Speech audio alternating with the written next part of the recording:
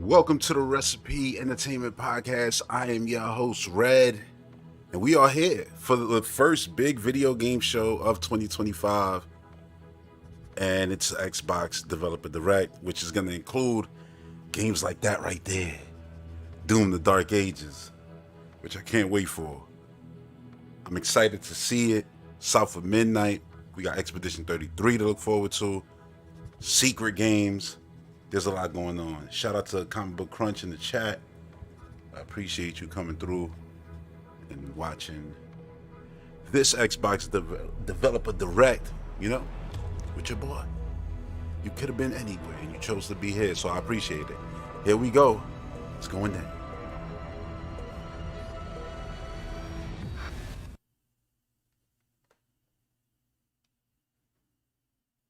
All right. Every game here is going to be on Game Pass day one. Nice.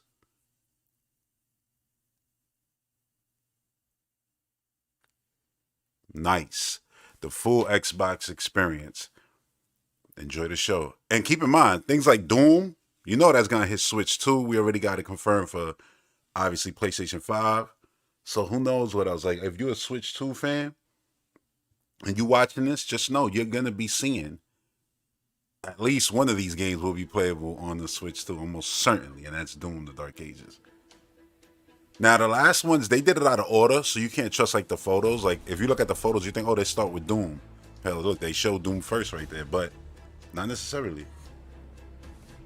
Oh, Southern Devil, what up, what up, what up? Pat Lemon, I know. Okay, cool. Comic Book Crunch, I like it. You got the devil out your name. That's good. You know what I'm saying?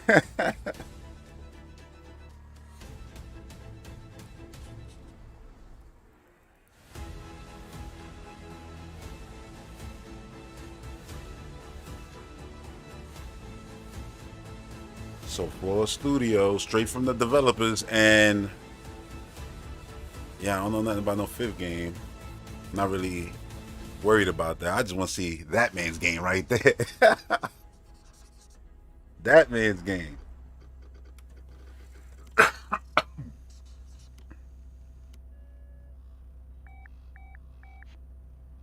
Uh-oh. We starting with the new game. And they publishing this. Keep in mind, I'm just getting over a sickness, so Team Ninja.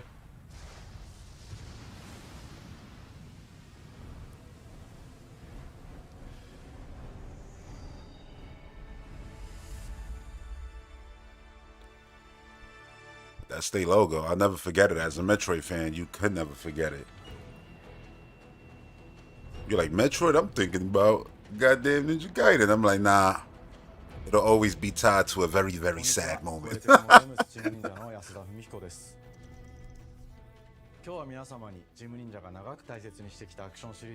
assuming this is new Ninja Gaiden game. Dark Sun, what up? Dennis PC was good. Rohan Star, what up? The Dark Dragon, youngest of the divine dragon gods, wreaked havoc across the world. Ooh, I like this art style. This neon punk. Oh, yeah. Oh, so we taking it to the future. The Dark Dragon's husk remained, and from this husk, that's awesome. Is that an actual dragon going around it? Abandoned Tokyo continues its struggle against chaos. Oh, yeah. Infiltrated the facility. Commencing. Remember, coming to Game Pass day one. Like I always said, if it's in Game Pass, it may as well be Xbox, PC exclusive, because that's when I'm gonna end up playing it. That's why I have Game Pass for, not to spend, $70 on games that are in the service. I'm not with it. I'll play them in the service, and when I want to own them, I'll get them, on the discount. Right there, like, why not? And get that plane anywhere, that smart delivery. I love the way this looks, though.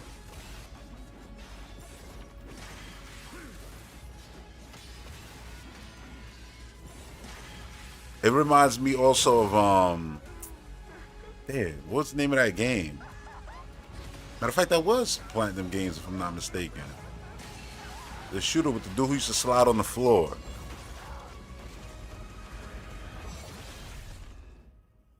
Ryu Hayabusa. Because this is Team Ninja and Platinum Games. Right? That's what it said at the beginning. I feel like I haven't seen Platinum Games logo in so long. I know they've been going through a lot over there. But this is good, you know? Coming with a new... Oh, I like the suit. Back off, Hayabusa. I will execute my mission. So your mission is to kill basically the star of the IP? 世界中の町人の皆さん、10年以上大変お待たせしました。最強の忍者となり、容赦なく襲い来る敵に挑むハイス You ピード probably ア play ク as ション both. 忍者ガイデン Both sides, right? 最新作として忍者ガイデン4を発表させていただきました。本作はプラチナゲームズさんとの協業で開発を進めています。 What up, Jack? プラチ Jack ナゲーム Gates ズ in さ the んのア chat. クションゲームというジャンルにおける実績は言うまでもなく、ベヨネッタやニアオートマタなど素晴らしいアクションタイトルを生み出してこられました。忍者ガイデン4というタイトルを10年以上の時を超えて新たに If I had to guess, this will be coming to everything. Even though Xbox is publishing, because you already know Xbox don't care. So they're going to put whatever they want wherever. It's like, even though I know people might think, oh, you know, the original Xbox had an exclusive Ninja Gaiden game. That don't matter. Like, they're not on that time right now. They're definitely in the putting their games everywhere, sharing, trying to get the most bang for their buck. So why wouldn't they? And I think it's in the interest, like in the best interest of everyone involved. Team Ninja, you know, been quiet for a while. Platinum Games also. So yeah, I can see this being on Switch 2. I saw Switch 2 right there in the background. Imagine.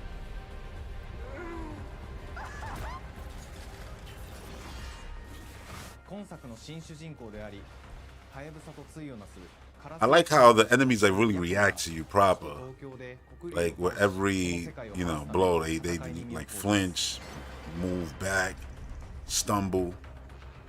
これまで忍者ガイデンシリーズで描かれてきたダークでハードな世界観は継承し、そこにさらに危機を感じ They're させる preserving the dark atmosphere of the series. より混沌とした景観のデザインを取り入れています。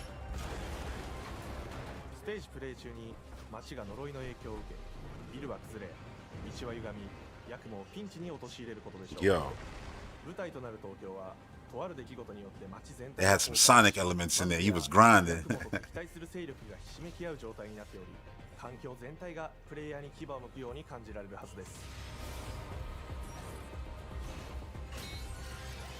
It's always nice to see the return of, you know, franchises that you know they weren't dead. They just, you know, a lot of times development takes mad long, 5 years for certain games. But then other times just it might take 5 years just to get to the idea. So this feels like one of those cases. And it's a 2 teams basically to put it together this time. Like I can't wait for the moment where this happens for like Star Fox or something. And it's like, and I know Platinum Games, Star Fox Zero. I'm just saying. I just, you know, and it's like something when you look at it and be like, yeah, now that's the Star Fox we've been waiting for. The Star Fox Zero never even felt like that from when we first saw it. Yeah, it's always nice to see franchises return. Like Perfect Dark got me super excited when that returned. Can't wait to get my hands on that. Alright, so you play as both?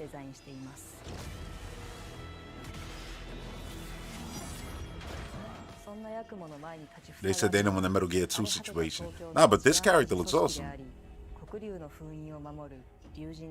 But definitely the atmosphere in this game is beautiful. Because it's still super high fantasy. It's just very sci-fi.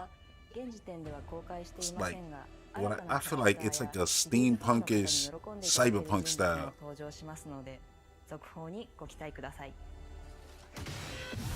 従来のシリーズからバトルスピードをさらに加速させ、目にも止まらぬスピードで敵との攻防を繰り広げることができます。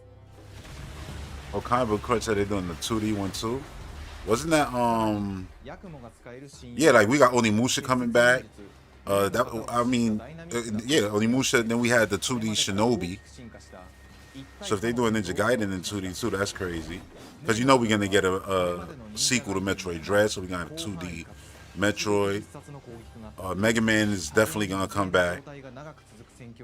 I like Mega Man will definitely come back on Switch too. I feel for sure, like in that generation. Which means it may not be for, you know, this PlayStation and Xbox, but it'll be for Nintendo's, you know, upcoming generation for sure. And I think it's in Capcom's best interest to design that game for the Switch and then just port it to everything else. So it could be 60 frames per second and everything on the Switch, and then port it to everything else. For the simple fact that they do a lot already with like the, you know, Resident Evil games, Monster Hunter, and those go everywhere, obviously. And that'll be the same case with Mega Man. But Mega Man, I just feel like it's one of those games that's tailor-made for that kind of budget. Like, treat it like a Nintendo game. Design it just like that for Nintendo Switch 2. And then you put it on everything else. I don't know what they'll do, 2D, 3D, who knows? 敵や状況ごとに使い分ける攻略の深みや滅却、絶技などを絡めた抑揚あるスピーディーな攻防などは But Beautiful Joe will come back. For sure, 100%. Beautiful Joe is coming back for sure. You don't even have to like worry about that. It's coming back.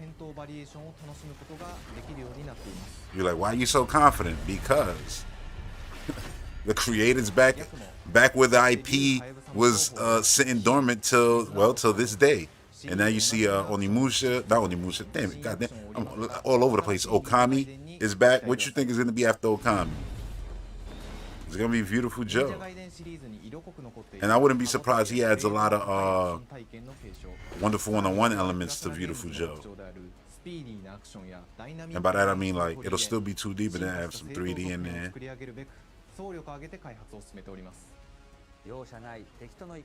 Because it was like a comic book before. So maybe now he'll make it like a cartoon. So it's like comic book, 2D, the cartoon, 3D. So you get two different perspectives. 忍者ガイデンを初めてプレイする方でも存分に楽しめる作品になっておりますので、ぜひ発売をお待ちください。長年にわたってプラチナゲームズさんと共にまさに忍者のように潜んで忍者ガイデン4の開発を進めてきましたが、ついに発表することができて非常に嬉しく思います。He said, I'll call everything so you'll be ready. Yeah, like, of course he's going to do another Beautiful Joe. I think he said as much that he had another story. There you go. They probably didn't put Switch 2 there because they probably didn't know whether Nintendo was going to announce it by now or not. Who knows?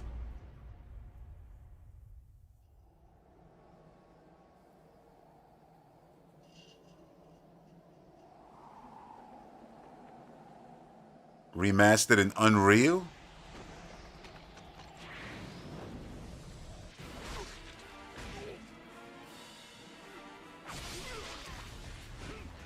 Damn. I know Gaiden fans are super hype right now.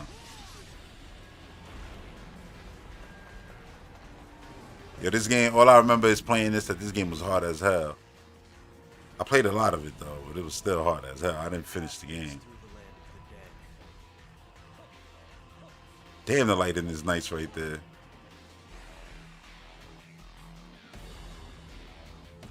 thus the sun sets on the Dragon Ninja bloodline.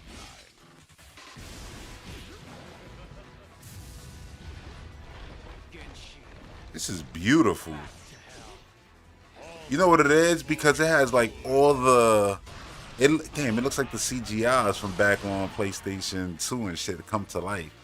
That's what I felt with Onimusha also. Like the gameplay matches damn near the old CGI. Look at that, Ninja Gaiden Black remastered. 忍者ガイデン2のオリジナル版は2008年に Xbox 360で発売し、バイオレンスな表現とハイスピードなバトルを皆様にお楽しみいただいた作品です。今作忍者ガイデン2ブラックではオリジナル版の表現に立ち戻り、 Rohan Star said it sucks at the PlayStation camp right now. I mean, listen, Xbox is feeding those streets over there. It's all good. Look, this is going, all this stuff is going over there. while they're sitting there publishing this stuff and funding this stuff, they're not being selfish with it, which is nice. Yeah, I know the console warriors, like, you know, everybody gets mad. And look, I get it.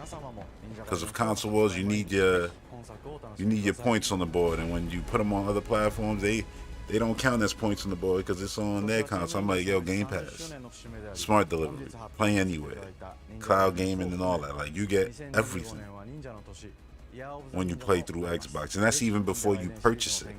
Just being a Game Pass member.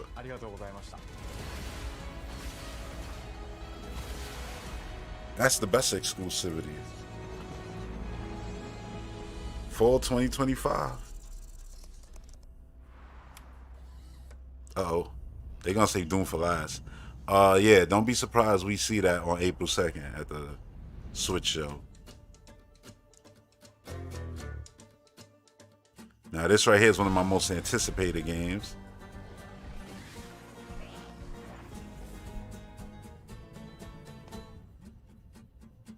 Hi, and welcome to Compulsion Games here in Montreal, Canada. At our studio, we care about world building, and we treat the setting almost like a character of its own. From the magical noir This art direction conquest is to the alternate wild. history of We Happy Few, we draw inspiration from the landscape to shape mood, drama, and intrigue. For South of Midnight, our third-person action-adventure game, the story and characters bring a folkloric Deep South to life. And they announced that you could This turn game off also the takes actual Southern Gothic themes stop with dark motion looking mystical style. I'm gonna play with that on though, for sure. Because I know that's the way they intended it to be played. That's why it's there. It's a visual style, and I think it's beautiful.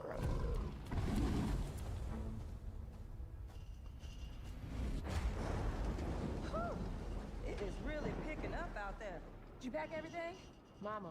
You say you getting those? I know what to do. As long as you didn't forget the flashlight and The batteries. Ninja Gaiden games? You got 5 minutes. Let's go. Won't be rushed if you didn't. Don't mumble. Speak on it. Speak on it. Wouldn't be rushed if you didn't waste all that time at the shelter. I love the way the apartment and We'll everything bring looks. this up right now. I'm just saying. Hazel, please. Look at her might need eyes. some help. I might need some Crazy help. Hazel. While you're out helping everybody else. Hazel. And her name's Hazel. That's the crazy part. She got her mother's eyes name.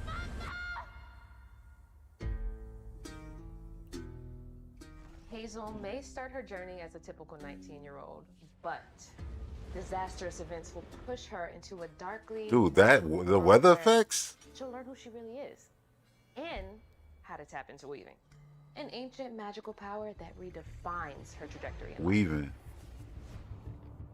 The land itself chooses Hazel as a weaver. She's the narrative Someone director. can see beyond the surface and tap into a deeper reality, the grand tapestry.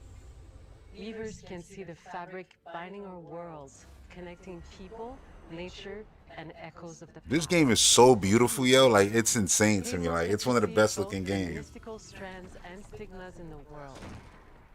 Through her newfound power, she reweaves these stigmas and mends the afflicted creatures she encounters. As Hazel discovers her power, the world gradually shifts into the surreal, revealing that creatures from old folktales actually exist. You up here, my salvation. Among them is good old Catfish, the storyteller who becomes both the guide and companion to Hazel across the game. It ain't every day I hear about a new weaver such as yourself. Would you kindly do your weaving thing? Oh, look at the tree. Meeting Catfish It's like a lady in it. of Hazel's journey. All of Hazel's arsenal and powers are designed around textile crafting and traditional spinning. Oh, I know that they've been canceling games left and right over there. 2 weaving hooks and a distaff. Her magic abilities manifest with supernatural. Remember, I was like telling you, patterns, blending I was the telling traditional you craft with mystical years in advance. I was like, it's gonna be Hazel real will use all dry of the world because the for writing's on the wall. movement abilities. And people like, nah. I'm like, Also help Hazel you basing your progress opinion on wanting to see something when you're not on the reality of what's going on. New weaving abilities, using them to traverse the world. Hey, Intergalactic looks amazing. So it's all and good. confront adversaries. Combat is about understanding and Hopefully they adapting choose to to put that out different day and archetypes date. Stop playing and games. The manifestations of corruption Hazel encounters.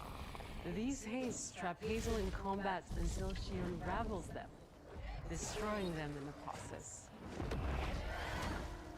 Each Ain't has its own unique moveset, strengths, and weaknesses that you'll need to learn and adapt to. For example, the slug burrows on the ground and unleashes... You selling a new cameo, this team? Man, I remember Cameo's whole thing. From seeing it on GameCube to then seeing it on Xbox actually launch. And charge attacks. But close combat is... You know, I never played that game. It's right there on Game Pass, and I never touched it. It's the same thing with Perfect Dark Zero. I've always wanted to, but Perfect Dark is like, I loved Perfect Dark 1 that I never wanted to play, you know, a bad version of that IP. And that's why I'm so excited for the new one. But I said before the new one comes out, I'm gonna play Zero a bit. Like, I'm not promising to play through the whole thing. I'm gonna, you know, press play on that game and experience whatever the hell that was back in, what, 2005 when that came out? Something like that? Once near death, enemies can be unraveled, breaking their core and setting them free of their corruption, which has the added benefit of providing elbows and reducing ability cooldowns. If you play your combos right, you can enhance Hazel's combat rate. There's a lot of depth to this actual combat. As Hazel progresses in the game, she unlocks new moves and improved abilities, and you'll have to decide. Perfect skill tree, I like it. Nothing too crazy, basic. That's the same way I felt about Spider-Man's, yo. I like the skill tree. I 100% at the whole thing. And now while I'm playing all the Black Cat DLC, you know, I'm a beast. Built around chaining attacks, landing precise strikes, and unraveling enemies. You mind if I take a look around? You can see every place old Molly terrorized and more. Now for the low, low price of $1. In Hazel's search for her mother, you'll explore multiple regions, each ruled by a mythical creature with their own Southern Gothic history. You'll gradually uncover the backstories of beings, once human or animal, who were transformed by tragedy, their secrets waiting to be discovered. As a weaver, Hazel... While they're transformed by tragedy, they still look beautiful, though. We call these echoes, which reveal each creature's past. Hazel must experience these echoes before she... Oh, you forgot it was on GameCube Cameo originally? Yep, that was right before they bought Rare. We design each region to reflect the creature that's been doomed to wander it. From the atmospheric environment to unique music themes composed for each one. While not all encounters lead to direct combat, Hazel will need to face mythical creatures in epic confrontation before she can heal them. Our boss encounters and gameplay sequences also reflects the uniqueness of each creature. I hope we get a release date for this. Around a specific thematic. These encounters feature phases that ramp up in complexity. As the encounters progress, the musical theme builds up, cranking the tension. Oh yeah, they talked about the music and the special that they did in December, how it changes. Each of these larger-than-life creatures is inspired by Southern folklore and lead to climactic battles. Oh. We got a long journey ahead. Ate her. South of midnight. Now the question is, was that the actual, cinematic where it goes, the story? Or was that like, like when you fail, basically? From abysmal swamps to flooded You gotta farmlands respawn. to the Appalachian peaks. In our magical South, decaying buildings reclaimed by nature stand moments away from a hungry Rugaloo. And as Hazel delves deeper, reality bends ever more toward the fantastical. The history Good. So as you go deep into the game is just gonna get more and more crazy, just more fantasy, more everything. Just the weight of the past wow. emerges as central themes, which you can see through old abandoned buildings and businesses struggling to survive. As you explore, you'll meet locals who stayed behind even in the face of a hurricane. So I'm the last person left here. All those damn hates. This part of the river's filthy with them. Artistically, we're staying true to our Oh, it's black today? style. But this time, I didn't know that was. I didn't even notice. I'm too busy over here talking. I didn't even notice. which allows our team to bring a distinct Look at the personality detail in to that. every prop and character.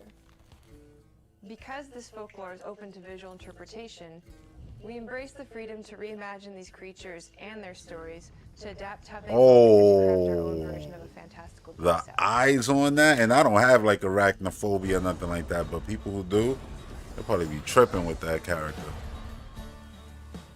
At Compulsion Games, we love to craft around central themes. We're lucky to have talent across all our disciplines that collaborate to give Sound of Midnight such a unique personality.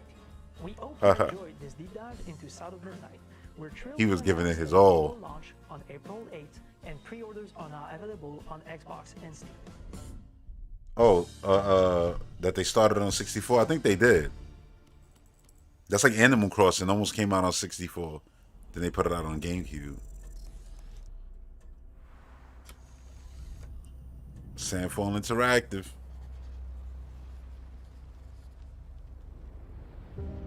I don't blame them for saving the Slayer for last. They didn't give a release date on South of Midnight. April... What was it? April 6th? Like basically the week of the Switch show. That's crazy. What date was that? We are Sandfall Interactive, and welcome to That our was April... We are a small studio. I don't even know. April 8th, 9th. It's too small in my chat window right here. Expedition 33. It's a turn-based RPG set in the fantasy I'll go back version after of anyway. 19th century Belle Epoque France. Now the visuals to this game, like they're like if somebody showed it to you, Solo passion project. and it wasn't in the actual official Xbox show with a release date already and everything, basically, you'll be like, get out of here. That's like one of those games that they'll, you know, conceptualize, but you're never gonna see actually come out. Like that looks like a damn cinematic movie. It ain't gonna never happen. And we have a couple games that look like, you know, super, like, beautiful. Like Final Fantasy, you know, the new games look like damn near the old CGI movies. Even better than those. Than the Advent Children and things like that. Spirits Within. Oh, 6? Okay, I couldn't tell if it was an 8, 6, or a 9. So I don't even want to say. So 6. Look at that. Get to enjoy that right the week when we probably know the release date of the new Nintendo generation. Switch 2. Without hesitation. Because I believe that in video games, success always starts with a strong creative vision. And we had that, defined by 3 core elements.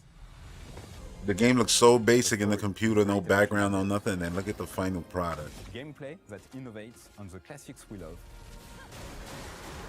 And the world... Like, you gotta put this in the conversation for best looking games on Series and PS5, right? Like, there's a lot of beautiful games. This is definitely up there, right? And the drive to make something great. People say, oh, we need games that, you know, push these consoles. Your legacy. Well, go on the expedition. Go on the expedition. Every great RPG is a compelling story. And Guillaume and I spent 4 years intensively developing and refining ours. And that started with the hook. 4 years on the story alone. 67 years ago, a massive slumbering paintress and a monolith appeared with no warning. Once a year, the paintress wakes and paints a number on her monolith, and everyone who has passed that age is erased. Every year, that number ticks down, and everyone dies younger and younger. Expeditions depart to kill the paintress, determined to fight until their final breath, but none have ever returned. Our story follows Expedition 33. This is wild. Expeditioners. We honor... I knew that story already, but just hearing it again, it's just wild. Guillaume and I knew early on that we didn't want to focus on good versus evil. What's interesting to us are people who, yes, are flawed, but who care deeply about each other. And conflicts arise because they have different perspectives on what needs to be done. And that's Daredevil. Sorry about that. The We actor. wanted our story to feel dark and mature, with adult characters who feel like... If I'm not mistaken, that's the real main experiences. actor. Always missing something that everyone else just gets. The heart of the story is about overcoming an existential threat while struggling with loss and grief. And Yo, it's look at rooted in this the characters' relationships, both to each character other model, and to like themselves. the lighting from his hair on his face. He kind of look like Robert Pattinson. In a world like this, how does one stay hopeful or make peace with their fate? What duty do we owe to each other or to ourselves? These questions are deeply personal to me, and they Oh, permeate no, the story wait. Which one is and it? the story. Dyson said April 8th. You saying 6? Fight with you. Tomorrow comes Expedition 33. The characters all have their own motivations and perspectives. Gustave and Lune are deeply invested in the expedition, even if they fight all the time. To them, the mission is tied not only to their family, it's central to their identity and purpose. Protocol doesn't cover every contingency. You know that. Yo, this game is insanely beautiful. Like I've been saying that since they showed it, I know. But looking at it further, a little more character models, the talking, you know, the acting, it's beautiful. And Maëlle, who cares more about really living her life, not just living longer. Gustave, are you real? It's not all dark, though. Along the way, they meet various colorful NPCs and recruit monochrome. And it's straight up turn-based. There's none of that, oh, you can run around and move. And a fully playable character. He has a really cool battle mechanic. You said 8th. You watching on the phone. See, I got the chat on the phone. That's why I couldn't see it.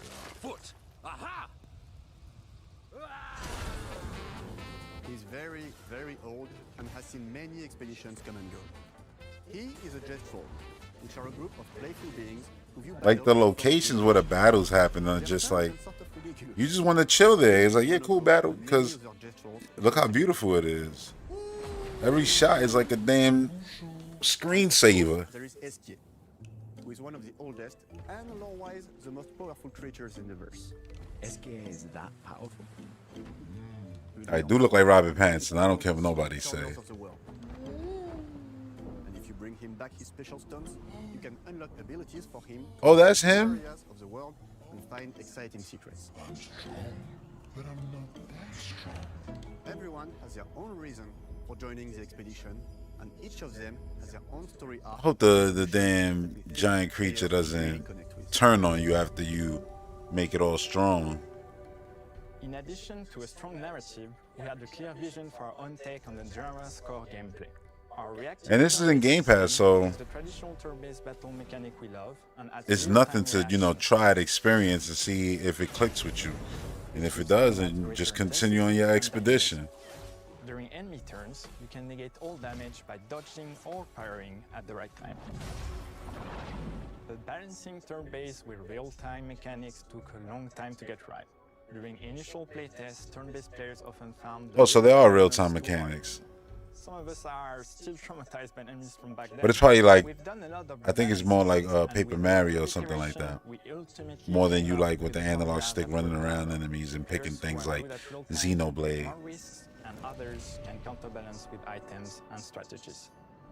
A big part of that formula lies in Even the menus is beautiful.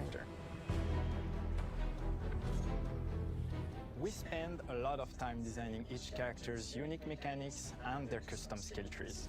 Our philosophy is making every type of playstyle viable so that everyone Her name can have fun Ophelia? with how they play the game. Gustav. Each character has a unique mechanic. Maëlle switches between stances which can ultimately boost defense or power. I personally like to make Maëlle the protector of the group, but I'm pretty much the only one at the studio who plays her that way. Most people play her as a glass cannon with Gustav's complementary skills. The characters can also equip He's like, I'm the only one who plays her that way. Everybody else just go crazy. I call Lumina. Every character has more than 20 unique skills in the skill tree. Bro, Robin Pattinson might have to have a conversation with these people. Y'all see y'all current Bruce Wayne right there? Needless to say, we can't wait to see how you choose to play and what kinds of builds you'll design that we probably never even imagined.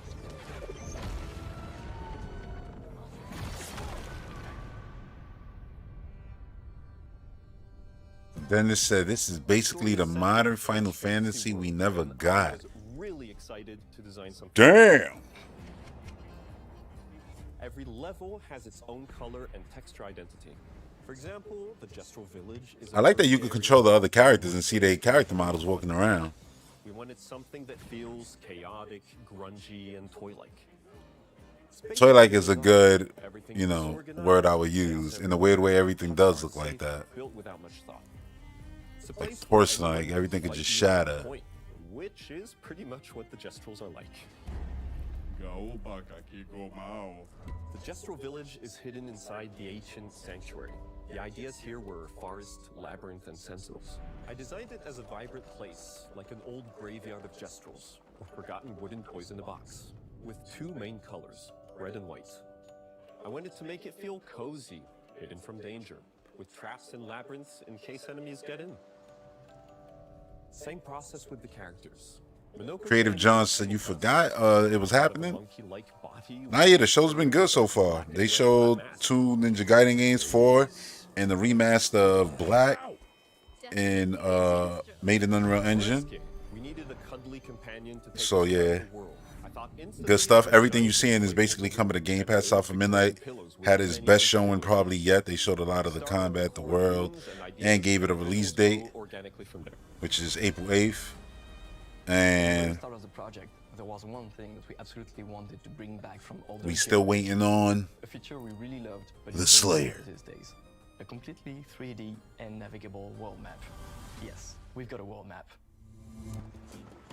And it was really oh, it's beautiful. Artistically and technically. It reminds me of like the NES when everything got smaller and stuff. Even Zelda 2, you know, a lot of the games on NES did that. Final Fantasy.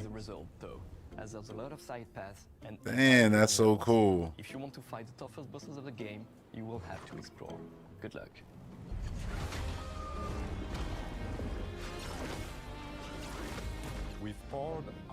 I hope this game is a success and it's something that hits this year like Elden Ring did, you know? That's why we're delighted to announce that Expedition 33 launches on April 24th on Xbox Series X and S and is available day one with Xbox Game Pass. You can already wishlist the game and follow us for more info. We are super nice. excited to invite you into the world of Expedition 33. Another April. Passionate team, it's our debut game, and we can't wait for you to and as they wrap up, you know where we going? And our take on the turn-based genre. It's Dark Ages. Everyone at Sunfall, hype for joining us. Tomorrow comes. Demain viendra. Tomorrow comes. Demain viendra. Demain viendra. Tomorrow comes. April 24th. Uh-oh. Uh-oh.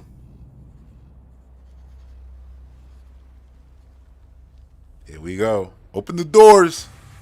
Knock, knock.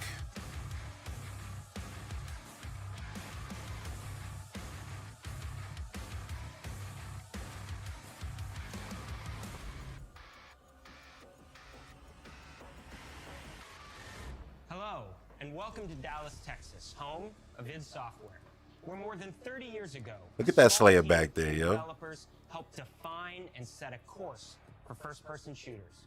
A lot has changed since then, but our team is as passionate as ever. And the most important values at the core of our game. It's been what, 5 years? Craftsmanship and performance. That's OG Doom. Oh no, that's all the Slayers there on that shirt. That shirt is As you're sick. about to see, those values are infused in every aspect of this latest installment in the legendary Doom franchise. It is an honor to work on this game, to carry on its tradition of creating all-out, groundbreaking levels of fun. So now, we're excited to share with you a look at our most ambitious game yet. This is Doom: The Dark Ages. That was so stupid I mouthed the words.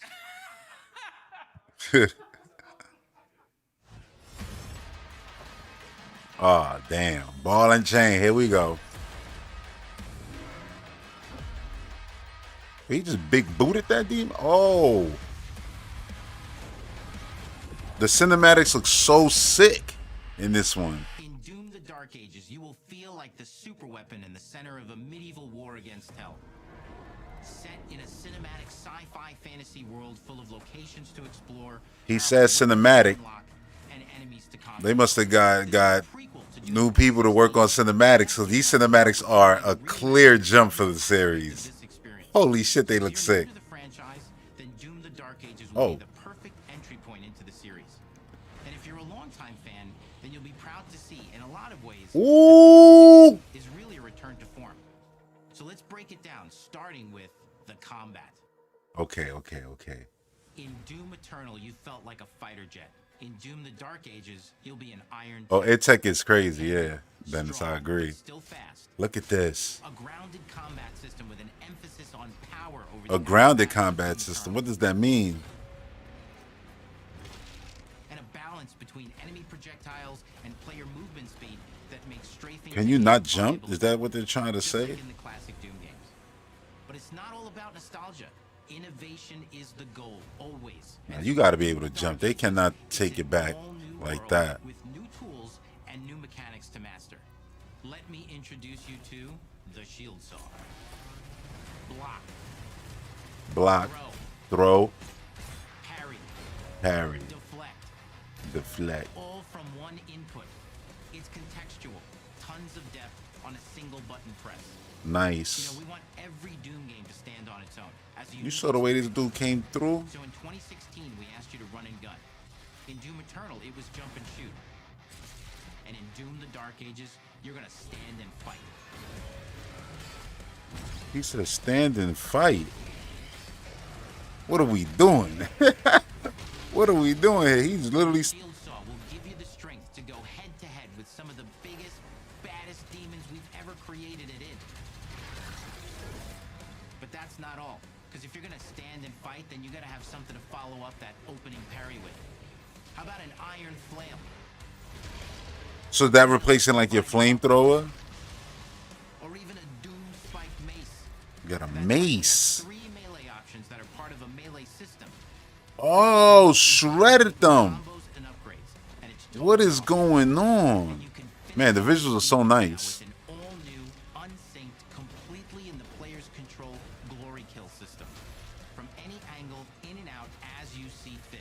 And it feels amazing. You'll feel unstoppable, smashing your way through the horde with total freedom. And that seems like a ton, but that's just 2 inputs. We got one more really. That's just 2 important button that we haven't inputs. talked about yet. What does he mean?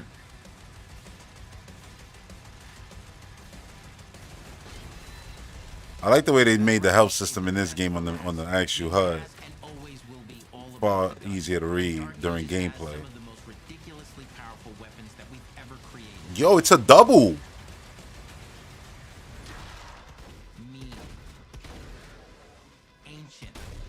Ancient. Brutal torture machines built to butcher, impale, and shred. Man. So this dude can't jump no more? Only in Doom. That's the mission statement for the design of these never-before-seen, insanely fun-to-use tools of mayhem that only the Slayer has the power to wield. So let's take a look at some extended gameplay footage and see how these medieval mechanics All right, here we go. synergize with the enemies The moment and of truth. environments to form the new combat loop for Doom the Dark Ages. The skull crushing weapon is insane.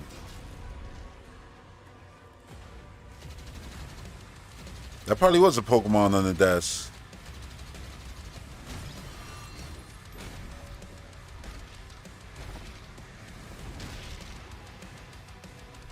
So those completely replace glory kills? That you just beating them up? This dude just pulled himself with the shield?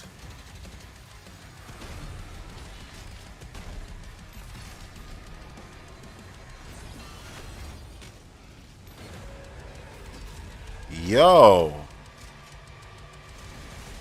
Trust me, I'm literally was just playing, you know, you can see the stream and Eternal, and it's like this is completely different than mechanics. More approachable and flexible than ever before, with a new difficulty system and sliders that will allow players to tune the speed and challenge of the game to whatever That's cool. Cause that's a big criticism, and I love when developers make the game more accessible. Oh, you can make the game faster? Nice. We finally have for you. You've been waiting for 2 games now to get in and pilot your very own Mech. 30-story Atlas, which is a mech. It's the size of a building, It's powerful, and you can beat giant Titan-sized demons to death with your gauntleted fists. And if that wasn't enough, we also have for you your very own fire-breathing, Gatling gun-toting cybernetic dragon. Neither of these are one-and-done features either. They have a full suite of abilities and even mini-bosses. Nice. They're not one and done. Unlike anything we've made it in, and the combat systems behind these features are deep and tons of fun. Yo, you saw the destruction? Dude. This game is insane. Exploration. Here we go. Because I like the platforming in Eternal a lot. Like, I love Eternal. Everything about it I love. Mysterious worlds from the Slayer's past, dark forests, dungeons, ancient hellscapes, battlefields, and worlds beyond. These locations are some of the best ever. Godlike powers every step of the way. Now armed with your trusty shield saw, you're gonna cut, leap. That Doom game's on what? Doom, listen, this last trilogy. The key right there. This last trilogy, I'm already counting this game. That's the best Doom's ever been. And I've played since the original. That look like Gears, yo. And save a city from certain destruction. Explore the medieval battlefield outside the castle walls, seeking out targets and enemy formations along the way to engage with as you see fit, with any gun you choose. Explore what is the largest play space ever in a Doom game. Discovering You see that dude right there? Look like a gargoyle. Dungeon-like mines in search of vital resources. You control the pace of the game. Where you go, who you fight, and the objectives you pursue. It's a Doom sandbox full of war and riches. That's awesome. Once you've broken the enemy assault, head back to the main gates because the battle isn't over yet.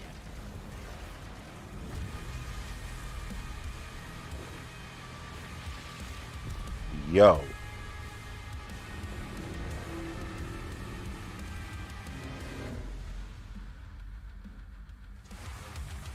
And the soundtrack to your epic adventures will be composed by the award-winning team at Finishing Move, providing you with a metal soundscape that's loaded with guitars, medieval vibes, and pure adrenaline.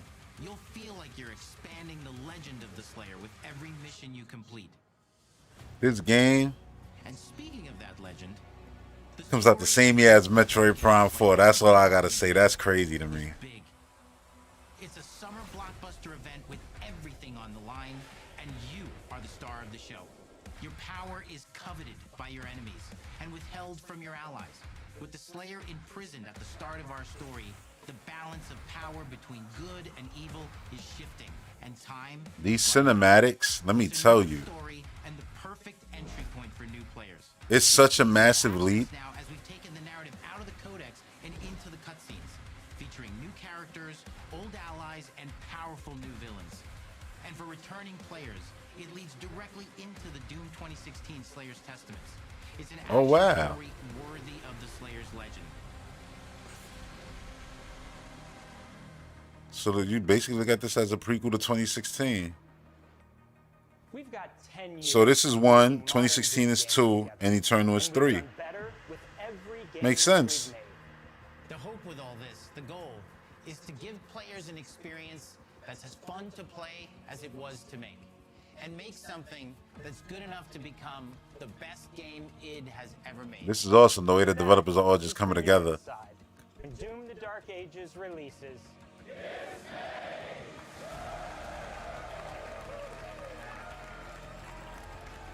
May 15th. The first half of the year is already set. Like, so many great games.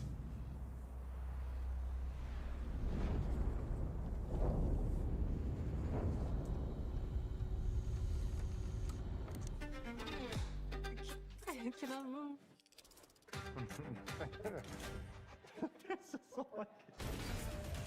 Yo, good luck to everything coming out this year, because May 15th is looking like easily a game of the year masterpiece that everything's gonna have to try to be better than for the rest of the year. And I know. Grand Theft Auto supposed to come out this year. We all praying for a 3D Mario this year. We got more than likely Mario Kart this year. Prime 4 Beyond. Ninja Gaiden 4. Like, it's gonna be a crazy year filled with insane games. Ghost of Yote, that comes out this year. Intergalactic Naughty Dog game didn't get a year, right? It just was shown off. So I'm assuming that's 2026. But it don't matter. I want them to take their time with that and make it great. And hopefully have it launch day and date on PC.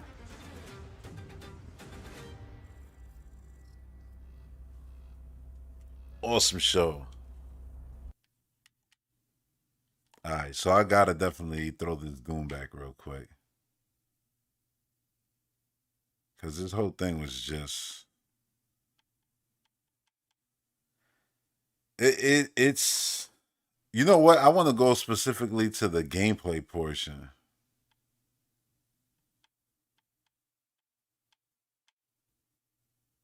I don't know if I'm going to catch it moving so fast, but let's see. Mysterious world or destroyed. Now let's take a closer Right here. look at just one of the many missions you'll experience in Doom the Dark Ages. In this level, you will meet the enemy at the gates and save a city from certain destruction. Kag said this game makes Metroid look like PlayStation 2. You ain't lying. It definitely is a damn looker. Like, the amount of detail is incredible.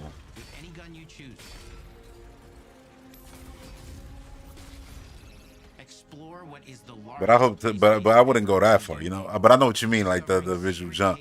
I can't wait to see what Metroid actually looks like when they show it off. Especially if there's a Switch 2 version, which, come on, they gotta be.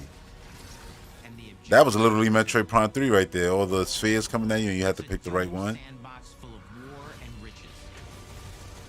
Once you've broken the enemy assault, head back to the main gates because the battle isn't over yet. This was wild, but I gotta go back because there was so much good stuff in this segment. There was so much.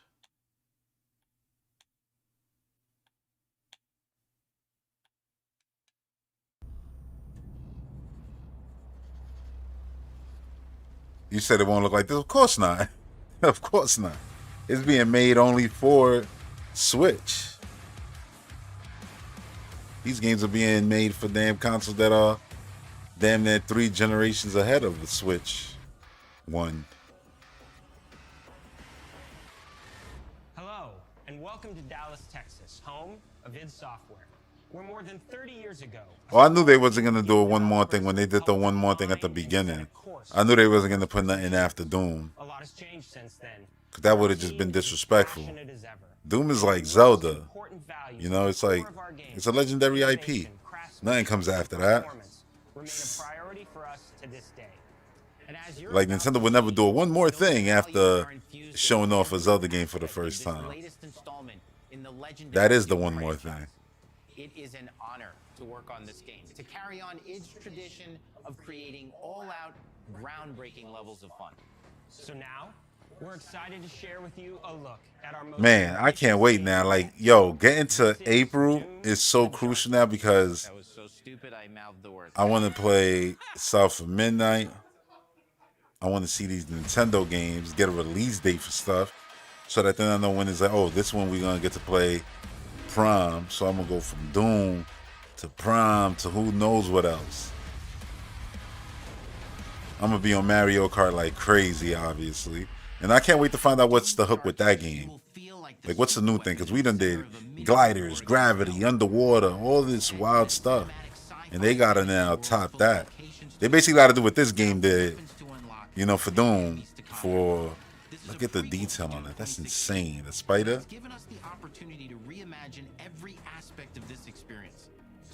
Oh, if it was developed from the ground up only for Switch 2, That's what I wanted. I was saying that for years, yo. Like, I wish they wouldn't even, like, you know, oh yeah, we got to make it for Switch 1. I get the install base and all that, but it's like, just put it on the next system and make it a big showpiece thing. In the same way, like DS had Metroid First Hunt to show off what the system could do, and then, you know, Hunters came out. And a balance between enemy projectiles and player movement speed that makes strafing to aim viable again, just like in the classic Doom games. But it's not all about nostalgia. Innovation is the goal, always. And so for Doom the Dark Ages, The fact that there's no glory kills is wild. with new tools and new mechanics to master. Let me introduce you to the Shield Saw. Block. Parry. Deflect. All from one input. It's contextual. Tons of depth on a single button press. You know, we want every Doom game to stand on its own as a unique experience. So in Yo, what they did to him? Why his eyes like that? In Doom Eternal, it was jump and shoot. Because you saw you was a prisoner, and then they did something to him. Stand and fight.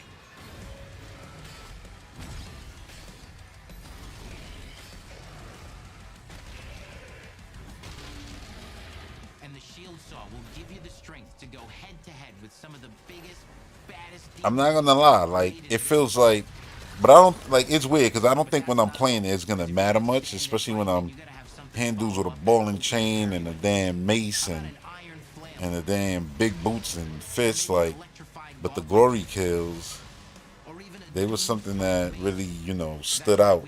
That was Doom basically. And I always wanted stuff like glory kills in Metroid Prime. So the fact that this game ain't doing it now, I was like, dang.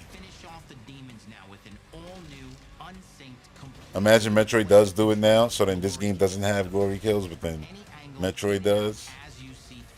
That'd be wild. You'll feel unstoppable, smashing your way through the board with total freedom.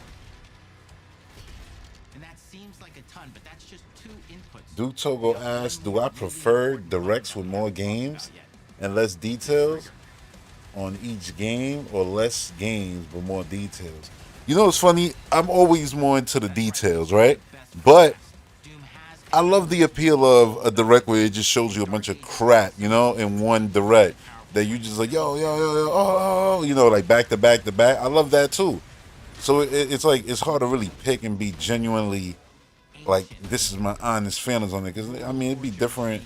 What if the games that they could show are too early to give details, but they want to show them? So do they not show them? It's like, I want to see them. So it's a double-edged sword. Only in Doom. That's the mission statement for the design of these never-before-seen, insanely fun-to-use tools of mayhem that only the Slayer has the power to wield. So I like all the destruction everywhere. Gameplay footage and see how these Yeah, this is the part I wanted to see, the extended gameplay footage right here. environments to form the new combat loop for Doom the Dark Ages.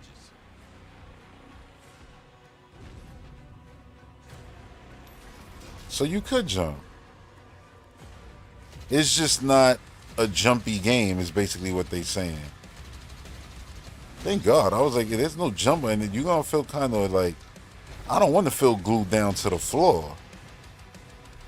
It's just, I never want that in no game. Even going back to like old Zelda games, it'd be weird when you can't jump. But the thing is, you could jump because you could just, you know, lock on and then hop. So you still don't feel glued down. I was nervous for a second.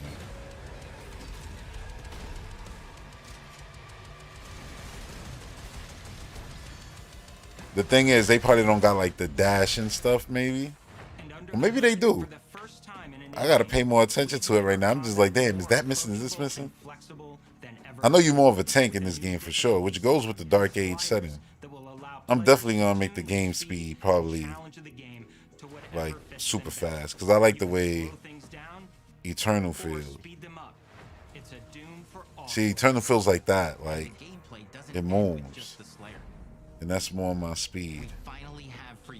I like these accessibility options because think about that. If you want the game to be a bit more slower, less difficult, you could just, it's like you almost designed the game for you right there in real time.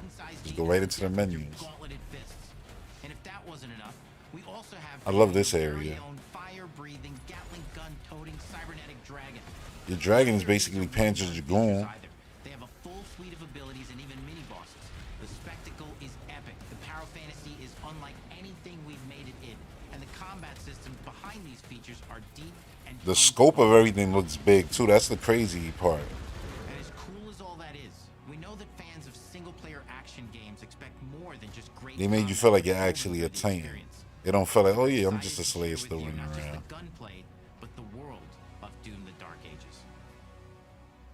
Your hero's journey will take you to the far reaches. Oh, you see that, like Gears, yeah, you are glued to the floor. But you got the roll, you know what I mean? And a lot of the times you hold an A and you run in real fast, and then you roll and then you just throw yourself and lock onto the wall, you know what I'm saying, to get behind it.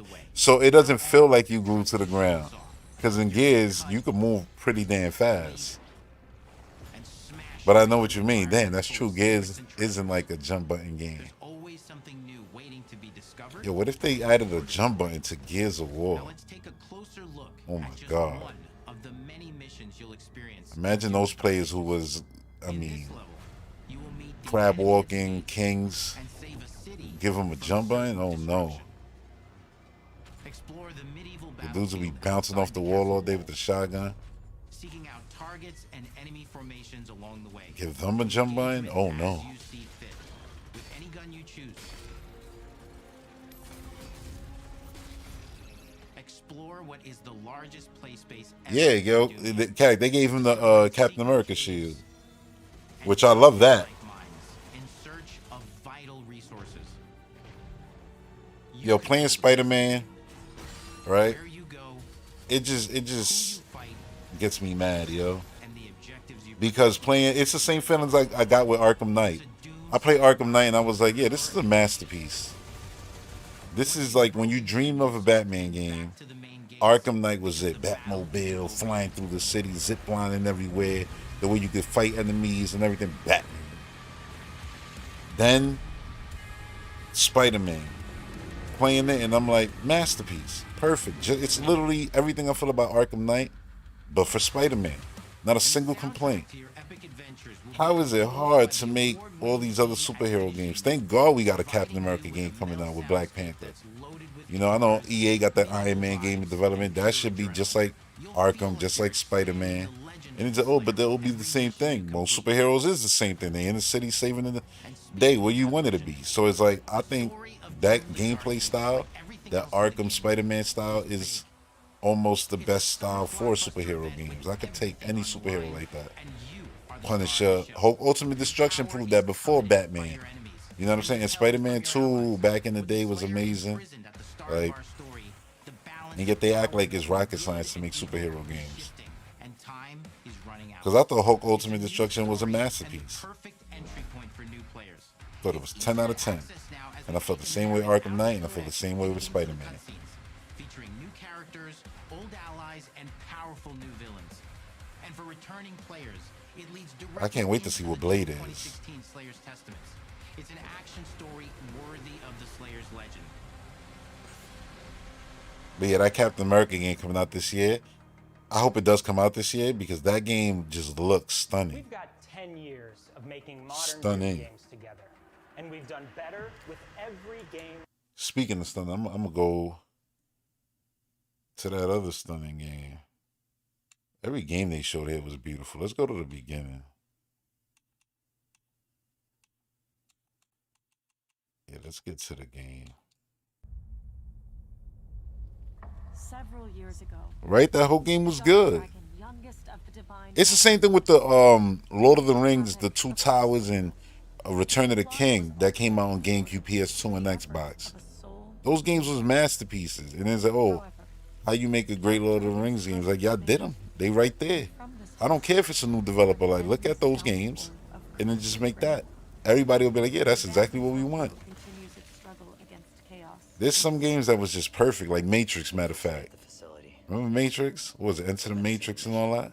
Those games was awesome. Same thing. You know what other game was awesome that was based on the IP? Warriors. That's the only Rockstar game I ever beat, and I beat that game in one day. That's how much I like that game.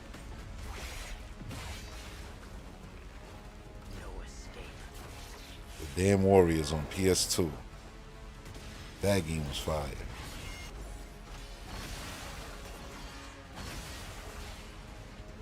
Certain games could just be beat 'em up. Certain games could be hack and slash. They be making it rocket science. Like if Blade was just this, like if this was just Blade and he was fighting vampires, I'm like, that's exactly what it should be. And you run around the city, maybe give him a motorcycle or car, whatever the case may be, make him, you know, be able to jump through buildings or day walk and all that. I said through buildings, jump, you know, across buildings.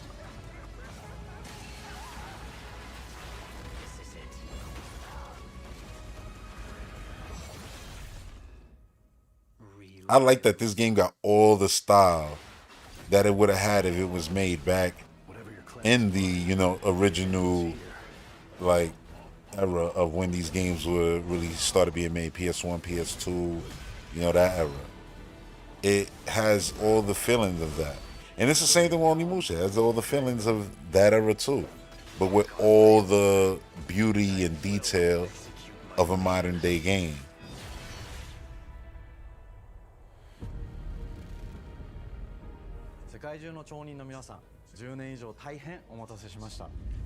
Enter the Matrix was cool because it had the scenes from the movie.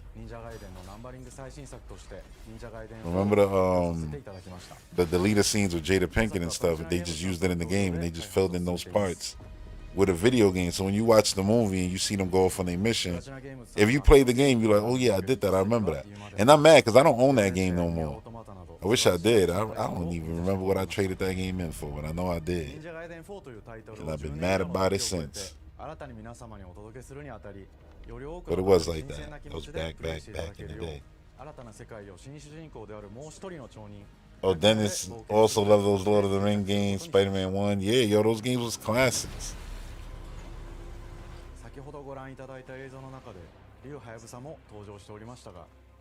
And that's why, like, I'm not even like on no fanboy nothing, like just being genuinely honest. Like Spider-Man came out years ago already, remastered, and it's Spider-Man. Like, you may as well put that on everything because like that's a movie, that's a comic book. The fans are everywhere, so you cheating yourself by not trying to get that money from everyone by putting it multi-plat. So I'm like, it already lived on PlayStation forever. Everybody who got a PlayStation got that game. Anybody with a PC who wanted that game got that game. It's like, throw that on Switch too. Throw that on Xbox. Let people play those games. Because I think they'll easily sell, between Switch 2 and Xbox, they'll probably sell 10 million more Spider-Man copies. But they don't, just because of the console war pride bullshit. Which is nonsense. Like, Indiana Jones is gonna come to PlayStation. Who cares? People gonna get to play that game. Good. If Blade comes to Xbox and it's exclusive, but then at one point they go, yeah, we're gonna throw that on PlayStation. Now I'm like, yeah, why? It's Blade. Why not? I would be mad if they made, let's say, a Batman game and it was exclusive to something else. Like, I'm mad about that Batman exclusive to VR. Now I'm not that mad about that game, but you know what I'm saying? Like. It just be dumb. It's like, it's a Batman game, bro. It's like if the Ninja Turtles, you know, game was exclusive to something. Like, wow. Like Shredder's Revenge, I'm talking about. Like, why would you make that exclusive to anything? That should be on everything. And it is. Same thing with Doom. Doom been on everything forever. So if it would have been only exclusive to Xbox, it's like, wow. You're just going to cut the damn sales between Game Pass and then, you know what I'm saying? Like, it not being on everything else. That's probably gonna hurt. And people will be like, yo, it's blasphemy what I'm saying right now, and it's not. Because it's like, what is Spider-Man doing right now sitting on the PlayStation 4 and 5? When everybody got it, they gave it away. It wasn't a PlayStation Essential plan or whatever. You know, like, it been years. It's old. Might as well use it because the games are stunning. Beautiful. And those games on the, you know, they could run on the Switch too. Don't just put Horizon Lego over there. Get your money, Sony. Stop playing games. We know times is hard right now over there. And anybody who's on there fanboy stuff, why they doing this? Sony's dying, whatever. They'll say you dying while you making more money than ever. That's just the way I see it. Dude Togo said, oh no, I know the Spider-Man games you talking about, the old ones. Yeah, me too. I love those games too. I used to play them on GameCube. Duke Togo said he also, you got the Arkham trilogy for like $5. Me too. Me too. I mean, I bought, the original version, Armored Edition on Wii U. Like, I was there when they came out.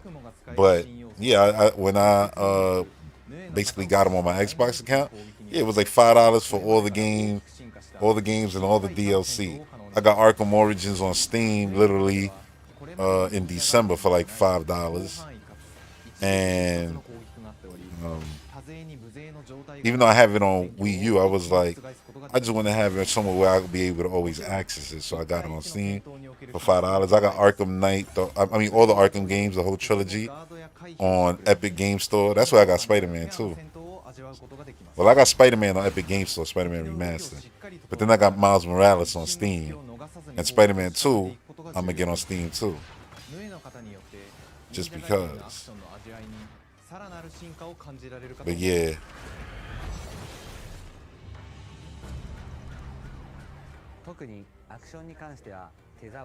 You're not a big superhero fan, Duke, you saying these days, but you love the free-flowing combat of Mad Max and Sleeping Dogs. Y'all bought Sleeping Dogs in November. Still haven't played. I bought it when I was playing Mafia 1. Beat Mafia 1, bought the trilogy to Mafia, but haven't gotten to the other ones yet. But I intend to before the new one comes out. Yeah, Arkham, invented the style. Spider-Man whole thing is just basically Arkham, but it's just where just take Batman off and make it Spider-Man.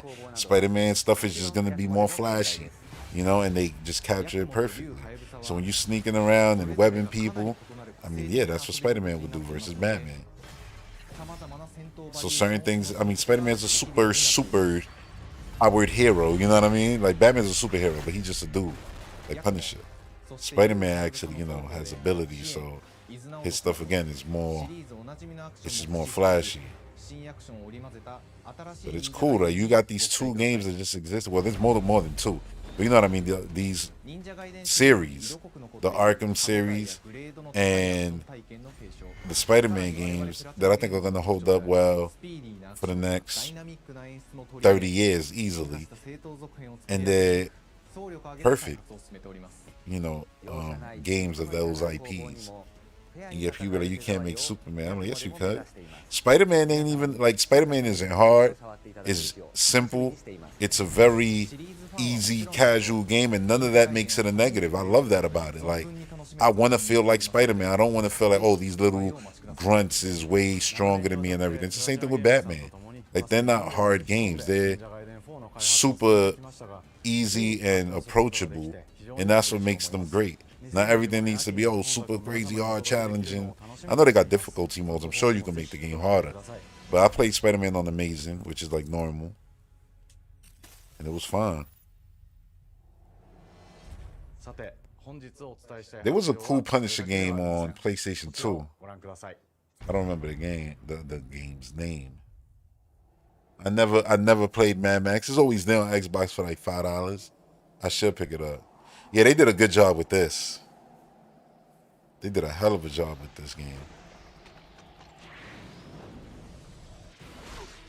Yo, right in the face.